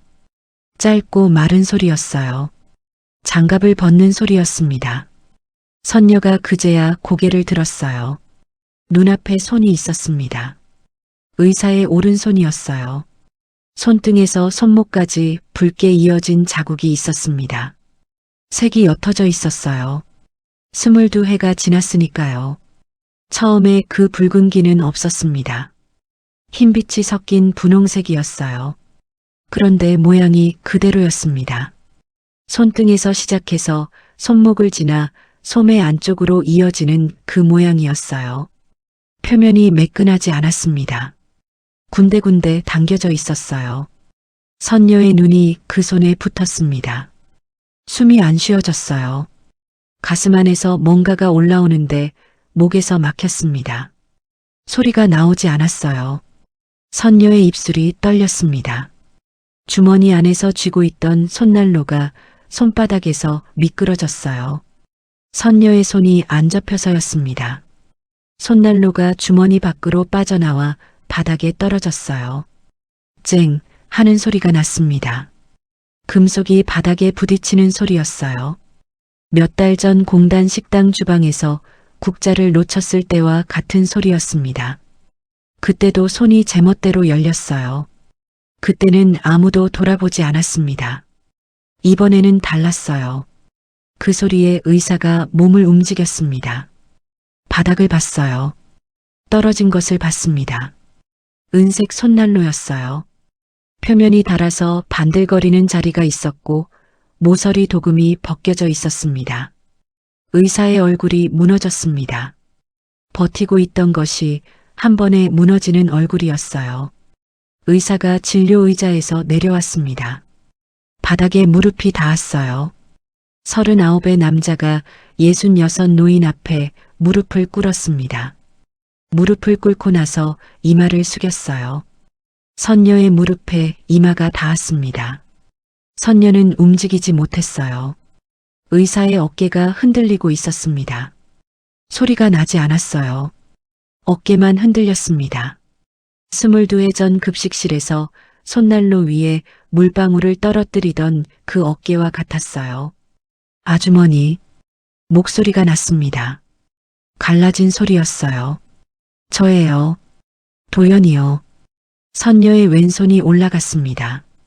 느리게 올라갔어요. 그 손이 남자의 머리에 닿았습니다. 머리카락이 짧았어요. 22해 전에는 후드를 눌러 쓰고 있어서 머리가 어떻게 생겼는지도 몰랐습니다. 선녀의 손이 그 머리를 짚었어요. 그리고 2번 두드렸습니다. 툭툭. 22해 전 급식실에서 하던 그 손짓이었어요. 도연의 어깨가 더 크게 흔들렸습니다. 이번에는 소리가 났어요. 숨이 목에서 걸리는 소리였습니다. 삼키려다가 실패하는 소리였어요. 선녀가 입을 열었습니다. 말이 잘 나오지 않았어요. 목이 막혀 있었습니다. 2번 시도하고 3번째에 나왔어요. 밥은? 도연이 고개를 들지 못했습니다. 밥은 식기 전에 먹었니? 도연의 등이 한번 크게 들썩였어요. 대답을 못했습니다. 입을 열었는데 소리가 안 나왔어요. 어깨를 몇 번 들썩이다가 다시 이마를 선녀의 무릎에 댔습니다. 선녀의 얼굴이 그제야 무너졌어요. 22년 동안 참았던 것이 한 번에 나왔습니다. 선녀가 소리를 냈어요. 노인이 우는 소리였습니다. 목에서 갈라지는 소리였어요. 왼손으로 도연의 머리를 붙들고 울었습니다. 문이 열렸어요. 수간호사 배수린이었습니다. 다음 환자를 부르려고 왔다가 안을 보고 굳었어요. 교수가 바닥에 무릎을 꿇고 있었습니다. 환자 앞에서였어요. 수린이 이 병원에 온 지 6년이었습니다. 화상재건센터에 온 지는 3년이었어요. 강도연 교수는 환자 앞에서 표정을 바꾸는 사람이 아니었습니다. 화상 환자를 보는 과였어요. 울면서 오는 환자가 많았습니다. 얼굴에 흉터가 생긴 사람, 아이 손이 오그라든 걸 안고 오는 부모, 그런 사람들이 오는 데였어요. 그런데 강 교수는 늘 같은 얼굴이었습니다. 차갑다는 게 아니었어요. 흔들리지 않았습니다. 환자가 무너져도 이쪽은 서 있어야 한다고 늘 말하던 사람이었어요. 그 사람이 지금 바닥에 있었습니다. 수린이 문고리를 잡은 채 서 있었어요. 도연이 고개를 돌렸습니다. 얼굴이 젖어 있었어요. 그런데 목소리는 나왔습니다. 수간호사님, 네, 교수님. 오늘 오후 예약 전부 조정해 주세요. 오후 다요. 수린이 대답을 못했어요. 부탁드립니다. 도연이 말했습니다. 수린이 고개를 끄덕였어요. 알겠습니다. 문이 닫혔습니다. 처치실에 두 사람만 남았어요. 도연이 일어서지 않았습니다. 바닥에 무릎을 꿇은 채로 선녀를 올려다봤어요. 손 좀 보여주세요. 제가 봐야 돼요. 선녀가 오른손을 내밀었습니다. 도연이 그 손을 받았어요. 이번에는 장갑을 끼지 않은 손이었습니다. 흉터가 있는 손이 흉터가 있는 손을 잡았어요. 도연이 선녀의 손가락을 하나씩 폈습니다. 새끼손가락은 펴졌어요. 약지는 거의 펴졌습니다. 중지에서 걸렸어요. 검지는 반밖에 안 펴졌습니다. 도연의 손이 떨렸어요. 언제부터 이러셨어요? 몇 년 됐어? 몇 년이요? 몇 년이냐고요? 도연의 목소리가 높아졌습니다. 선녀가 대답하지 않았어요. 도연이 선녀의 손등을 봤습니다. 자국 8개를요. 이거 다 급식실에서 생긴 거예요? 제가 밥 먹던 그 급식실에서요? 아니야. 거짓말하지 마세요. 도연이 말했습니다. 제가 이 손을 봤어요. 22해 전에도 봤어요. 그때 3개였어요. 선녀가 고개를 돌렸어요. 3개였는데 지금 8개예요. 도연이 선녀의 손을 두 손으로 감쌌습니다. 제가 나가고 나서 5개가 더 생긴 거잖아요. 그동안 계속 그러셨잖아요. 선녀가 대답하지 못했어요. 도연이 선녀의 손을 자기 이마에 갖다 댔습니다. 노인의 굽은 손이 39 남자의 이마에 닿았어요. 죄송합니다. 도연이 말했습니다. 제가 진짜 죄송합니다. 선녀가 왼손으로 도연의 어깨를 짚었어요. 됐어. 됐어. 안 됐어요. 됐다니까. 살아있으면 됐어. 선녀가 말했습니다. 나는 그거 하나만 봤어. 22년 동안 그거 하나만 봤어. 도연이 선녀의 손을 이마에서 떼지 못했습니다. 한참이 지났어요. 도연이 겨우 일어섰습니다. 바닥에 떨어진 손난로를 주웠어요. 두 손으로 주웠습니다. 손바닥에 올려놓고 봤어요. 달아 있었습니다. 잔무늬가 손에 닿는 자리만 반들반들해졌어요. 모서리 도금이 벗겨져서 아래 쇠가 드러나 있었습니다. 도연이 그것을 뒤집었어요. 밑면이 보였습니다. 3글자가 있었어요. K, D, H. 삐뚤빼뚤한 글자였습니다. K는 크고 D는 작았고 H는 옆으로 누워 있었어요. 도연이 그 글자를 손끝으로 만졌습니다. 22년 전에도 이걸 만졌어요. 창고에서, 오토바이 위에서, 주머니 속에서, 손이 시릴 때마다 이걸 꺼내서 뒤집어 보곤 했습니다. 밑면을 엄지로 문지르는 게 버릇이 됐었어요. 도연의 손가락이 글자 위에서 멈췄습니다. 아직도 갖고 계셨어요? 선녀가 대답했어요. 네가 두고 갔잖아. 우편함에다. 도연이 고개를 숙였습니다. 기름은 안 넣었어. 선녀가 말했어요. 기름 넣으면 네 생각이 나서. 그래서 그냥 갖고만 다녔어. 도연이 손난로를 쥐었습니다. 차가웠어요. 병원 상담실이었습니다. 저녁이었어요. 창밖이 어두워져 있었습니다. 유리에 실내가 비쳤어요. 탁자를 사이에 두고 두 사람이 앉아 있었습니다. 종이컵에 담긴 커피가 두 잔 놓여 있었어요.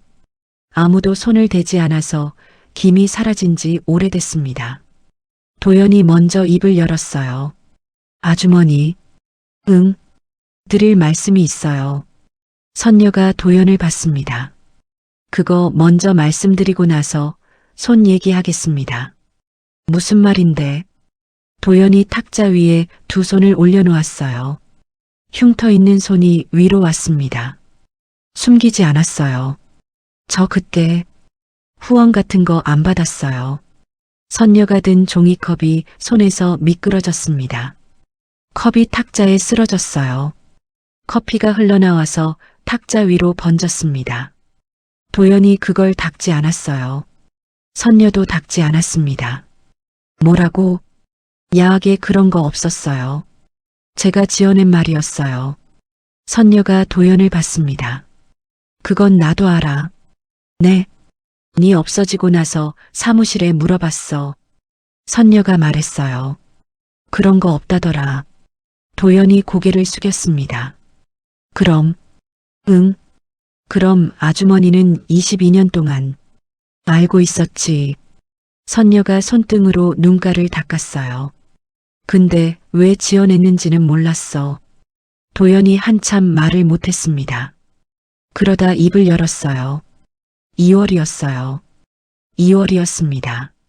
배달을 마치고 오토바이를 시장 입구에 세운 참이었어요.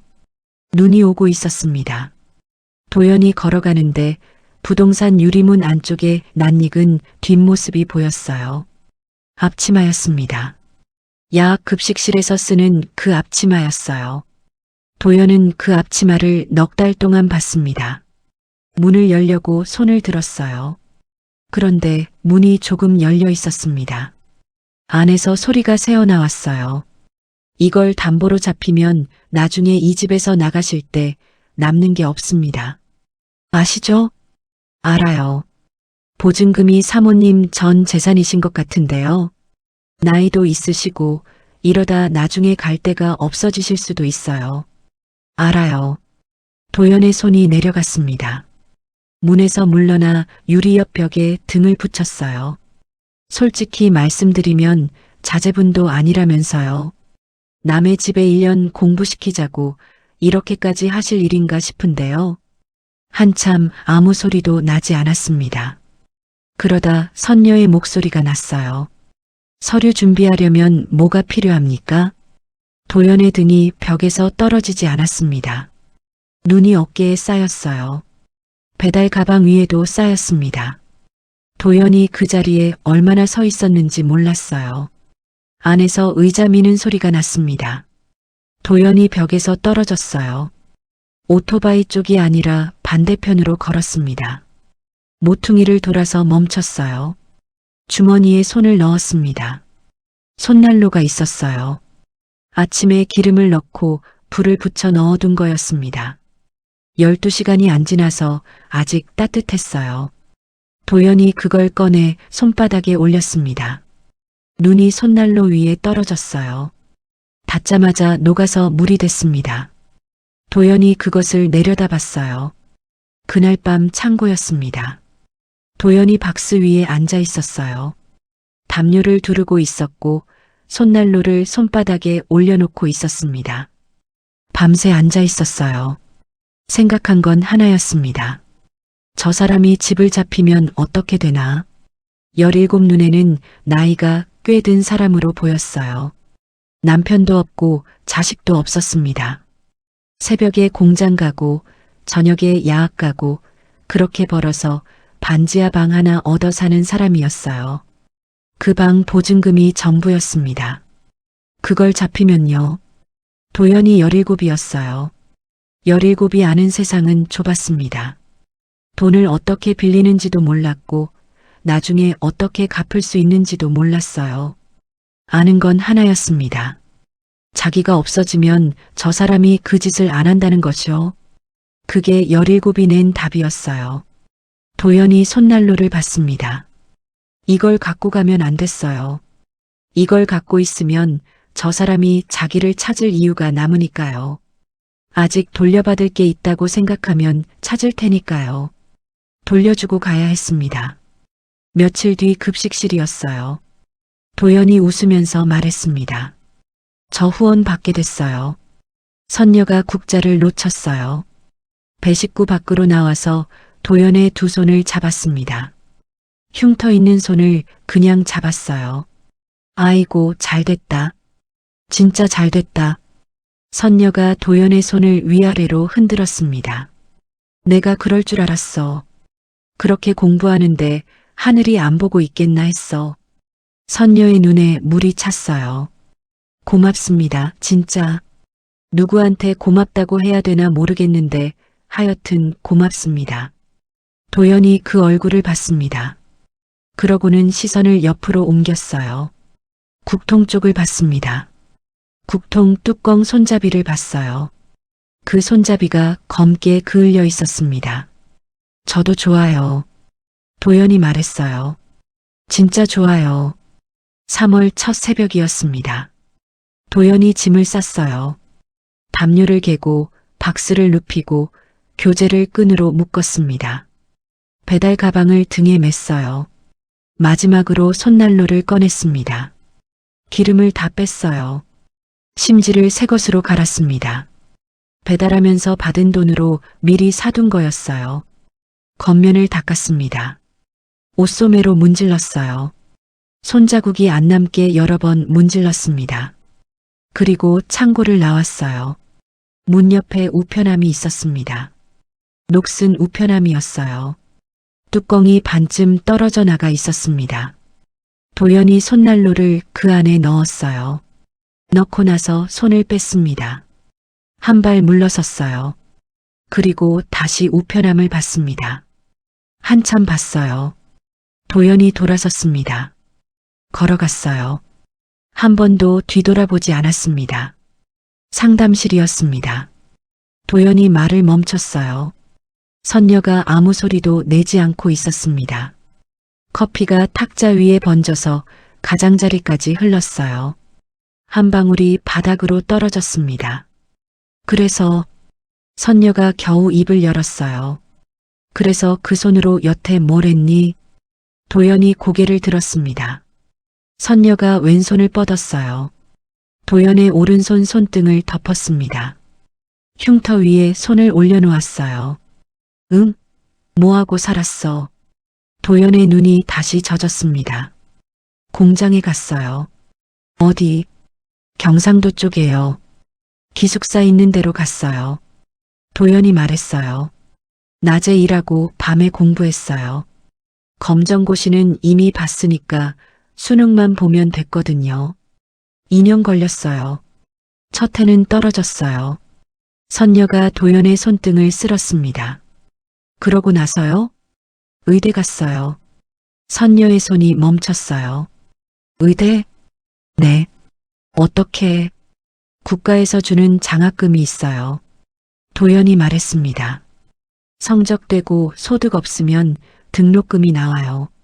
저는 부양할 사람이 없으니까 소득이 없었고요. 그리고 야간에 일했어요. 편의점이랑 학원 체점이랑요. 몇 시간 잤어? 몇 시간 잤냐고. 도연이 대답하지 않았어요. 선녀가 도연의 손을 두 손으로 잡았습니다. 이 손으로 그걸 다 했어? 손이 이런데?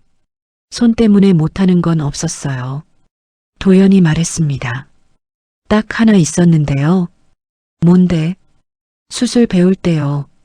도연이 자기 오른손을 봤어요. 흉터가 당겨서 손목이 끝까지 안 꺾였어요. 수술은 손목 각도가 중요하거든요. 그래서 제가 제 손을 먼저 고쳤어요. 선녀가 고개를 들었습니다. 뭐? 레지던트 2년 차 때요. 선배한테 부탁해서 이 손 흉터를 풀었어요. 도연이 손을 뒤집어 보여줬어요. 손목 안쪽에 가는 선이 하나 있었습니다. 흉터 위에 난 다른 흉터였어요. 여기 들어가서 당기는 걸 잘라내고 피부를 옮겨 붙였어요. 아팠겠다. 그때는 아픈 것보다 도연이 말을 멈췄습니다. 그때 처음 알았어요. 뭘? 흉터가 사람을 계속 붙잡고 있다는 거요. 도연이 손을 내렸어요. 화상은 다 나았다고 하잖아요. 딱지 떨어지고 3살 나면 나은 거라고요. 근데 아니에요. 그때부터 시작이에요. 도연이 탁자를 받습니다. 흉터가 굳으면서 줄어들어요. 그러면 그 아래 있는 게 다 딸려가요. 손가락이 오그라들고 목이 안 돌아가고 팔이 안 펴져요. 애들은 더 심해요. 아이는 크는데 흉터는 안 크거든요. 그러면 자라면서 점점 당겨져요. 선녀가 도연을 봤어요. 그래서 그 과를 했구나. 네. 왜 하필 그거 했나 했다. 도연이 고개를 끄덕였습니다. 제 손 같은 손들이요. 숨기지 않아도 되게 해주고 싶었어요. 선녀가 눈을 감았어요. 한참 그러고 있다가 다시 떴습니다. 근데 니는, 네. 니는 나를 왜 안 찾았어? 도연의 얼굴이 굳었습니다. 찾았어요. 안 찾은 게 아니라 못 찾았어요. 도연이 말했어요. 전문이 되고 나서 바로 내려갔어요. 야학 있던 그 건물에요. 근데 야학이 없어졌더라고요. 선녀가 고개를 끄덕였습니다. 그해 봄에 없어졌어. 건물도 바뀌었어요. 학원이 들어와 있었고요. 도연이 손가락으로 탁자를 짚었어요. 거기서 물어보니까 야학 자료가 하나도 안 남았대요. 폐교하면서 다 버렸다고요. 그래서 시청에 갔어요. 야학 등록 자료 남은 게 있냐고요. 이틱? 학생 명부는 없고 운영자 이름만 남아 있었어요. 도연이 말했습니다. 그 사람은 이미 돌아가셨더라고요. 선녀가 숨을 들이켰어요. 그랬구나. 그 다음에 제가 뭘 했냐면요. 도연이 말을 이었습니다. 급식실 조리원이면 어딘가 소속이 있을 거라고 생각했어요. 야학 직원이면 명부가 있을 거 아니에요. 근데 아주머니는 야학 소속이 아니었어요. 선녀가 고개를 끄덕였습니다. 나는 급식 회사에서 보낸 사람이었지. 네. 위탁 업체요. 도연이 말했어요. 그 업체를 찾았어요. 그런데 없어졌지. 네. 도연이 고개를 숙였습니다. 15년 전에 폐업했더라고요. 대표도 연락이 안 되고요. 직원 명부는 남아있지도 않았어요. 선녀가 아무 말도 하지 않았어요. 경비 아저씨도 찾았어요. 도연이 말했습니다. 만복이 고개를 들었어요. 나를? 네. 도연이 만복을 봤습니다. 근데 저는 아저씨 성함을 몰랐어요. 만복이 입을 다물었습니다. 그때 다들 그냥 아저씨라고만 불렀잖아요. 저도 넉 달 가까이 다니면서 한 번도 성함을 여쭤본 적이 없었어요. 야학 자료가 하나도 안 남았으니까 아저씨 이름도 나올 데가 없었고요. 도연이 손으로 얼굴을 감쌌어요. 제가 그때 한 번만 여쭤봤으면 됐는데요. 만복이 아무 말도 못했습니다. 한참 있다가 만복이 낮게 말했어요. 나도 자네 성은 알았는데 어디 사는지를 몰랐지. 우리가 다 그랬소. 매일 얼굴 보면서 아무것도 안 물어봤어. 그러니까 저한테 남은 건 도연이 말했습니다. 이름 석자밖에 없었어요. 정선녀요. 도연의 목소리가 갈라졌어요. 이름만 갖고 사람을 어떻게 찾아요. 주민번호도 모르고 주소도 모르고 사진 한 장이 없는데요. 도연이 고개를 숙였습니다. 제가 아주머니 사진 한 장이 없어요. 선녀가 왼손을 뻗어 도연의 팔을 잡았어요. 내가 네 사진도 없다. 그래도 얼굴은 알아보잖아. 만복이 탁자 위에 뭔가를 놓았습니다. 두꺼운 노트였어요. 겉장이 닳아서 모서리가 둥그러져 있었습니다. 이거 보쇼. 이게 뭡니까? 출석부요. 도연이 노트를 폈어요. 이름이 죽 적혀 있었습니다. 옆에 날짜별로 동그라미가 그려져 있었어요. 도연이 장을 넘겼습니다. 한 장, 두 장. 마지막 장 근처에서 손이 멈췄어요. 강도현. 이름 옆에 동그라미가 빼곡했습니다. 11월부터 2월까지 하루도 안 빠졌어요. 그러다 3월 첫째 줄부터 빈칸이었습니다. 도연이 그 빈칸을 봤어요. 손으로 입을 막았습니다.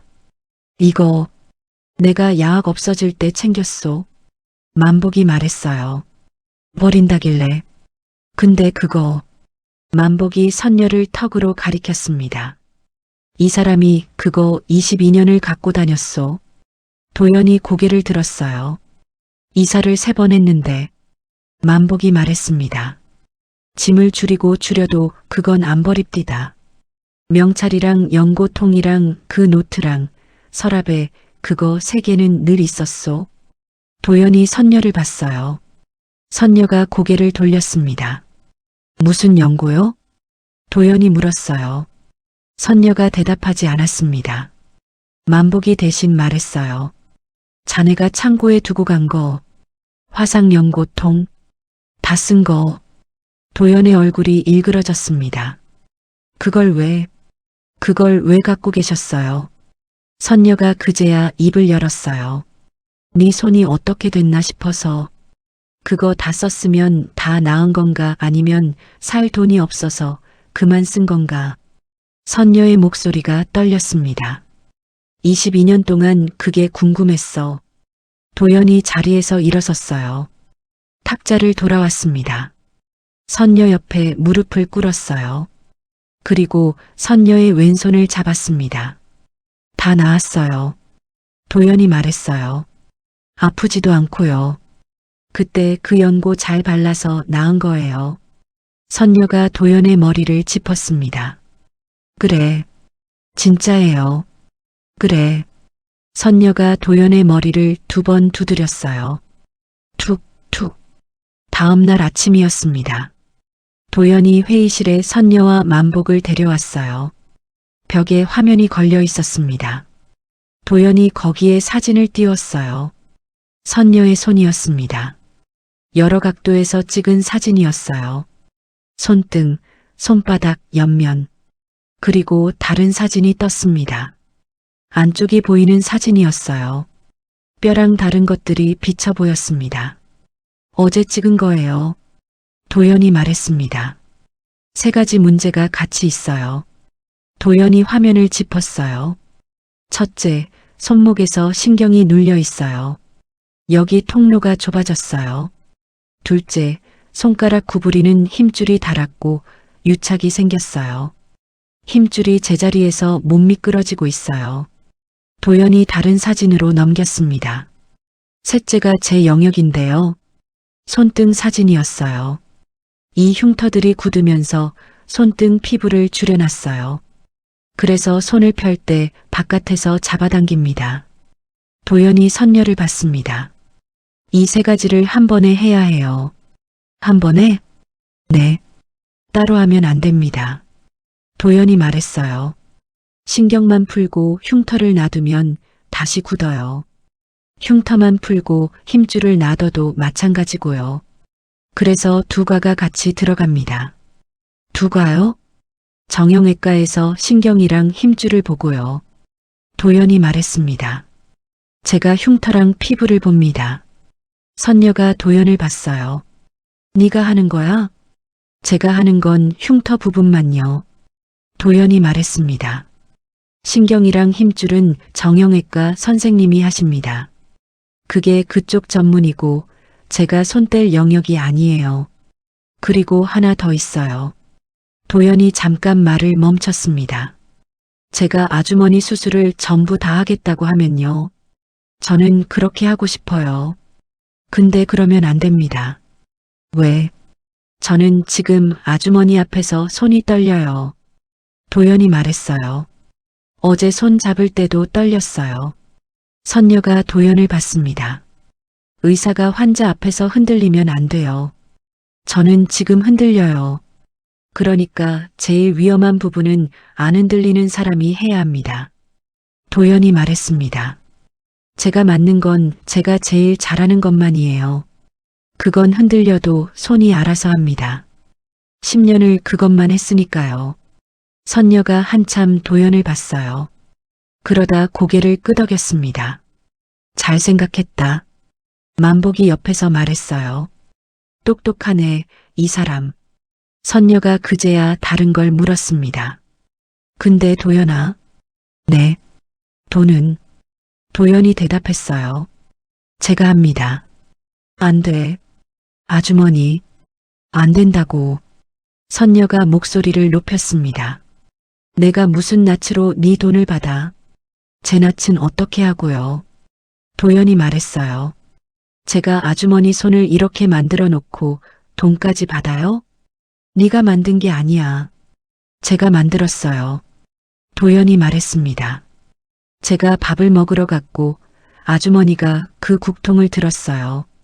그리고 제가 도망갔고 아주머니는 22년 동안 그걸 계속 들었어요. 선녀가 대답하지 못했습니다. 이건 의논하는 게 아니에요. 도연이 말했어요. 제가 이미 처리했어요. 선녀가 주머니에서 뭘 꺼냈습니다. 보자기였어요. 탁자 위에 올려놓고 매듭을 풀었습니다. 왼손 하나로 풀었어요. 손난로가 나왔습니다. 선녀가 그것을 도연 쪽으로 밀었어요. 이거 팔면 돼. 이거 값이 나간대. 선녀가 말했습니다. 읍내에서 봐주는 사람이 그러더라. 수술하고도 남는다고. 도연이 손난로를 봤어요. 이거요? 응. 이게요? 도연이 그것을 집었습니다. 손바닥에 올려놓고 봤어요. 다른 표면을 봤습니다. 벗겨진 도금을 봤어요. 그리고 뒤집었습니다. K, D, H. 도연이 그 글자를 봤어요. 한참 봤습니다. 그러고는 손난로를 선녀 쪽으로 도로 밀었습니다. 이건 안 됩니다. 이건 안 돼요, 아주머니. 도연이 말했어요. 이걸 파느니 제가 제 손을 팔겠습니다. 선녀의 얼굴이 무너졌습니다. 내가 그거 안 팔았어. 선녀가 말했어요. 공방까지 갔었어. 계약서에 이름 쓰려고 펜까지 잡았어. 도연이 선녀를 봤습니다. 근데 못 썼어. 네가 첫 월급 받으면 온다고 했잖아. 선녀의 목소리가 갈라졌어요. 내가 이걸 팔아버리면 네가 왔을 때 줄 게 없잖아. 도연이 고개를 숙였습니다. 어깨가 흔들렸어요. 수술 전날 밤이었습니다. 병실이었어요. 선녀가 침대에 앉아 있었습니다. 환자복을 입고 있었어요. 도연이 의자를 끌어와 앉았습니다. 손에 손톱깎이를 들고 있었어요. 손 주세요. 손톱은 왜? 수술할 때 짧아야 돼요. 선녀가 오른손을 내밀었습니다. 도연이 그 손을 받았어요. 무릎 위에 올려놓고 손톱을 깎기 시작했습니다. 선녀의 손톱은 두꺼웠어요. 잘 안 깎였습니다. 도연이 각도를 바꿔가며 조금씩 깎았어요. 엄지, 검지, 중지. 손가락을 하나씩 들어서 깎았습니다. 선녀는 그 손을 맡겨놓고 도연을 봤어요. 도연아? 네. 22년 전에 내가 네 손가락을 이렇게 접어서 숟가락을 쥐어줬어. 도연이 손톱깎이를 멈췄습니다. 기억나요. 창고에서, 네, 밥이 다 식었었는데, 도연이 고개를 끄덕였어요. 기억나요. 그거 못 삼켰어요, 저. 도연이 말했습니다.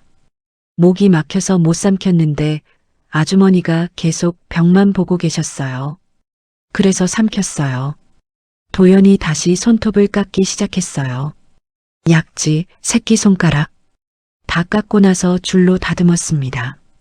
됐어요. 도연이 선녀의 손을 침대 위에 내려놓았어요.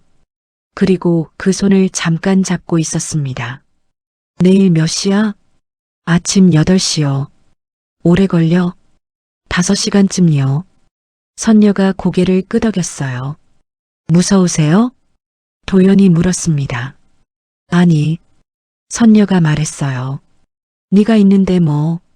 수술은 5시간이 걸렸습니다. 아침 8시에 시작했어요. 먼저 정형외과에서 들어갔습니다. 손목 통로를 열어서 눌린 신경을 풀었어요. 그 다음에 힘줄 유착을 벗겨냈습니다. 3시간이 걸렸어요. 그 다음이 도연 차례였습니다. 손등 흉터였어요.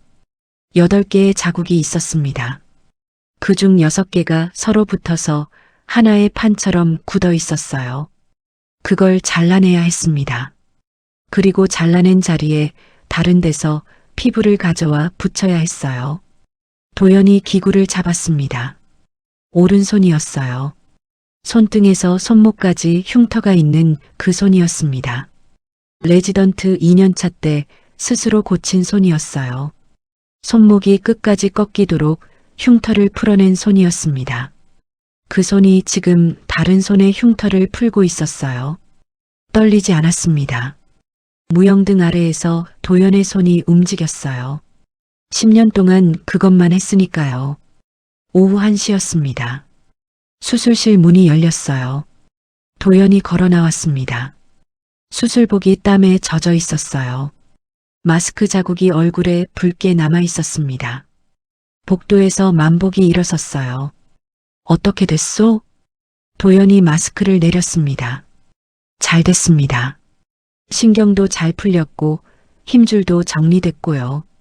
도연이 말했어요. 흉터도 다 걷어냈습니다. 만복이 주저앉았습니다. 의자에 그냥 앉은 게 아니라 다리가 풀려서 앉았어요. 아이고. 만복이 손으로 얼굴을 가렸습니다. 회복실이었어요. 선녀가 눈을 떴습니다. 천장이 하였어요. 오른손이 무거웠습니다. 붕대가 두껍게 감겨 있었어요. 선녀가 손가락을 움직여 봤습니다. 붕대 속에서 아주 조금 움직였어요. 그런데 감각이 있었습니다. 손끝에 감각이 있었어요. 몇 년 동안 없던 감각이었습니다. 선녀가 그것을 느꼈어요. 고개를 옆으로 돌렸습니다. 침대 옆 의자에 도연이 있었어요. 엎드려 자고 있었습니다. 침대 난간에 팔을 올리고 그 위에 얼굴을 묻고 있었어요. 수술복 그대로였습니다. 선녀가 왼손을 들었어요. 도연의 머리에 손을 얹었습니다. 머리카락을 뒤로 쓸어 넘겼어요. 22회 전 창고 문 앞에서 이 아이의 헝클어진 머리를 넘겨준 적이 있었습니다. 그때는 밀어내기 위해서였어요. 지금은 아니었습니다. 도연이 깨지 않았어요. 선녀가 창밖을 봤습니다. 뭔가가 내리고 있었어요. 하얀 것이 창 너머로 흩날렸습니다. 그의 첫눈이었어요. 가끔 생각합니다. 사람이 사람을 살린다는 게 뭘까요? 거창한 게 아닐지도 모릅니다. 뜨거운 것을 대신 들어주는 일, 그리고 그 온기를 잊지 않는 일. 어쩌면 그 두 가지가 전부일지도 모르겠어요. 22해 전 어느 저녁 한 사람이 국그릇 3개를 떴습니다. 하나는 그 자리에서 먹을 몫이었고, 하나는 싸갈 몫이었고, 나머지 하나는 내일을 위한 몫이었어요. 그 3번째 그릇은 자기 저녁을 걸은 사람이 뜬 것이었습니다. 그리고 어느 겨울밤 그 사람이 숨겨진 손 하나를 끌어냈어요. 이 손도 손이에요. 그 말 한마디가 소년의 소매를 열었습니다. 그리고 22해 뒤 그 사람은 자기 손을 살릴 수 있는 물건을 가슴에 안고 돌아섰어요. 값을 매길 물건이 아니라 사람이었다면서요. 이듬해 봄이 왔습니다. 선녀는 67이 되었어요. 오른손은 예전만큼은 아닙니다. 힘을 오래 쓰면 여전히 저리고 아침이면 풀어주는 시간이 필요해요. 그래도 젓가락을 다시 줍니다. 김치를 집을 수 있게 됐어요. 처음 집던 날 선녀는 밥상 앞에서 한참을 앉아 있었습니다. 지금은 도연의 집 근처로 이사를 했어요. 반지하가 아니라 볕이 드는 2층 방입니다. 아침에 창을 열면 햇빛이 방바닥까지 들어와요. 일주일에 3번 근처 아동센터에 나갑니다. 급식 봉사해요. 무거운 건 못 들지만 배식은 합니다. 아이들 얼굴을 하나씩 보면서 국자의 깊이를 달리해요. 불이 꺼진 아이한테는 건더기를 바닥까지 긁어서 올립니다. 그리고 늘 같은 말을 해요. 밥은 식기 전에 먹어야 해요. 도연은 같은 병원에 있습니다. 한 달에 하루 흉터 있는 사람들을 무료로 상담하는 날을 만들었어요. 어릴 때 대인 자국 때문에 팔이 안 펴지는 아이들이 주로 옵니다. 그날은 진료실에서 장갑을 끼지 않아요. 자기 오른손을 먼저 내밀어 보여줍니다. 이건 제 손이라고요. 만복은 여전합니다. 72이 됐는데 잔소리는 줄지 않았어요. 선녀가 무거운 걸 들면 어김없이 소리를 지릅니다. 경숙은 시장에서 좌판을 하면서 손님들한테 자랑을 해요. 우리 언니가 말이지 하면서 그 손날로 이야기를 합니다. 벌써 100번은 했을 겁니다. 배수린 수간호사는 요즘 환자 이름을 외웁니다. 전에는 몇 번 방 환자로 불렀는데 이제는 이름을 부릅니다. 왜 바뀌었냐고 누가 물으면 그냥 웃기만 해요. 그날은 4월 초였습니다. 두 사람이 소도시 변두리에 갔어요. 3층 상가 건물이 있던 자리였습니다. 야학은 없어진 지 오래됐어요. 건물도 헐리고 새 건물이 올라갔습니다. 지하로 내려가는 계단 자리는 흔적도 없었어요. 그런데 건물 뒤편 화단은 남아 있었습니다. 목련나무가 서 있었어요. 22해 전 그 나무였습니다. 그때보다 굵어졌고 가지가 사방으로 뻗어 있었어요. 꽃이 피어 있었습니다. 가지 끝마다 하얀 것이 벌어져 있었어요. 선녀가 그 앞에 섰습니다. 지하 급식실 천장 가까이 난 창에서는 이 나무의 밑동만 보였어요. 가지 끝은 창틀에 잘려서 안 보였습니다. 꽃이 핀 걸 본 건 딱 한 번이었어요. 급식실이 텅 비고 국통이 실려나간 그날 발판에 올라서서 본 게 전부였습니다. 지금은 발판이 필요 없었어요. 선녀가 고개를 들었습니다. 가지가 머리 위로 뻗어 있었어요. 꽃이 하늘을 가리고 있었습니다. 도연이 옆에 섰어요. 여기였어요? 응. 선녀가 손을 들어 아래를 가리켰습니다. 저 밑에 급식실이 있었어. 저기 창이 있었는데 거기서 이 나무가 보였어. 도연이 고개를 끄덕였어요. 두 사람이 화단 옆 벤치에 앉았습니다. 도연이 주머니에서 뭘 꺼냈어요. 손난로였습니다. 아침에 기름을 넣어왔어요. 심지도 새 것으로 갈았습니다. 도연이 직접 손을 받았어요. 따뜻했습니다. 도연이 선녀의 오른손을 잡았어요. 수술 자국이 손등에 남아 있었습니다. 흉터 8개가 있던 자리에 새 자국 하나가 생겼어요. 그 자국은 매끈했습니다. 도연이 그 손을 폈어요. 손가락이 끝까지 펴졌습니다. 도연이 그 손바닥 위에 손난로를 올려놓았어요. 정확히 22해 전과 반대였습니다. 그때는 선녀가 소년의 흉터 있는 손등 위에 이걸 올렸어요. 지금은 도연이 노인의 수술 자국 위에 이걸 올렸습니다. 선녀가 손을 오므렸어요. 손난로를 감쌌습니다. 5 손가락이 다 접혔어요.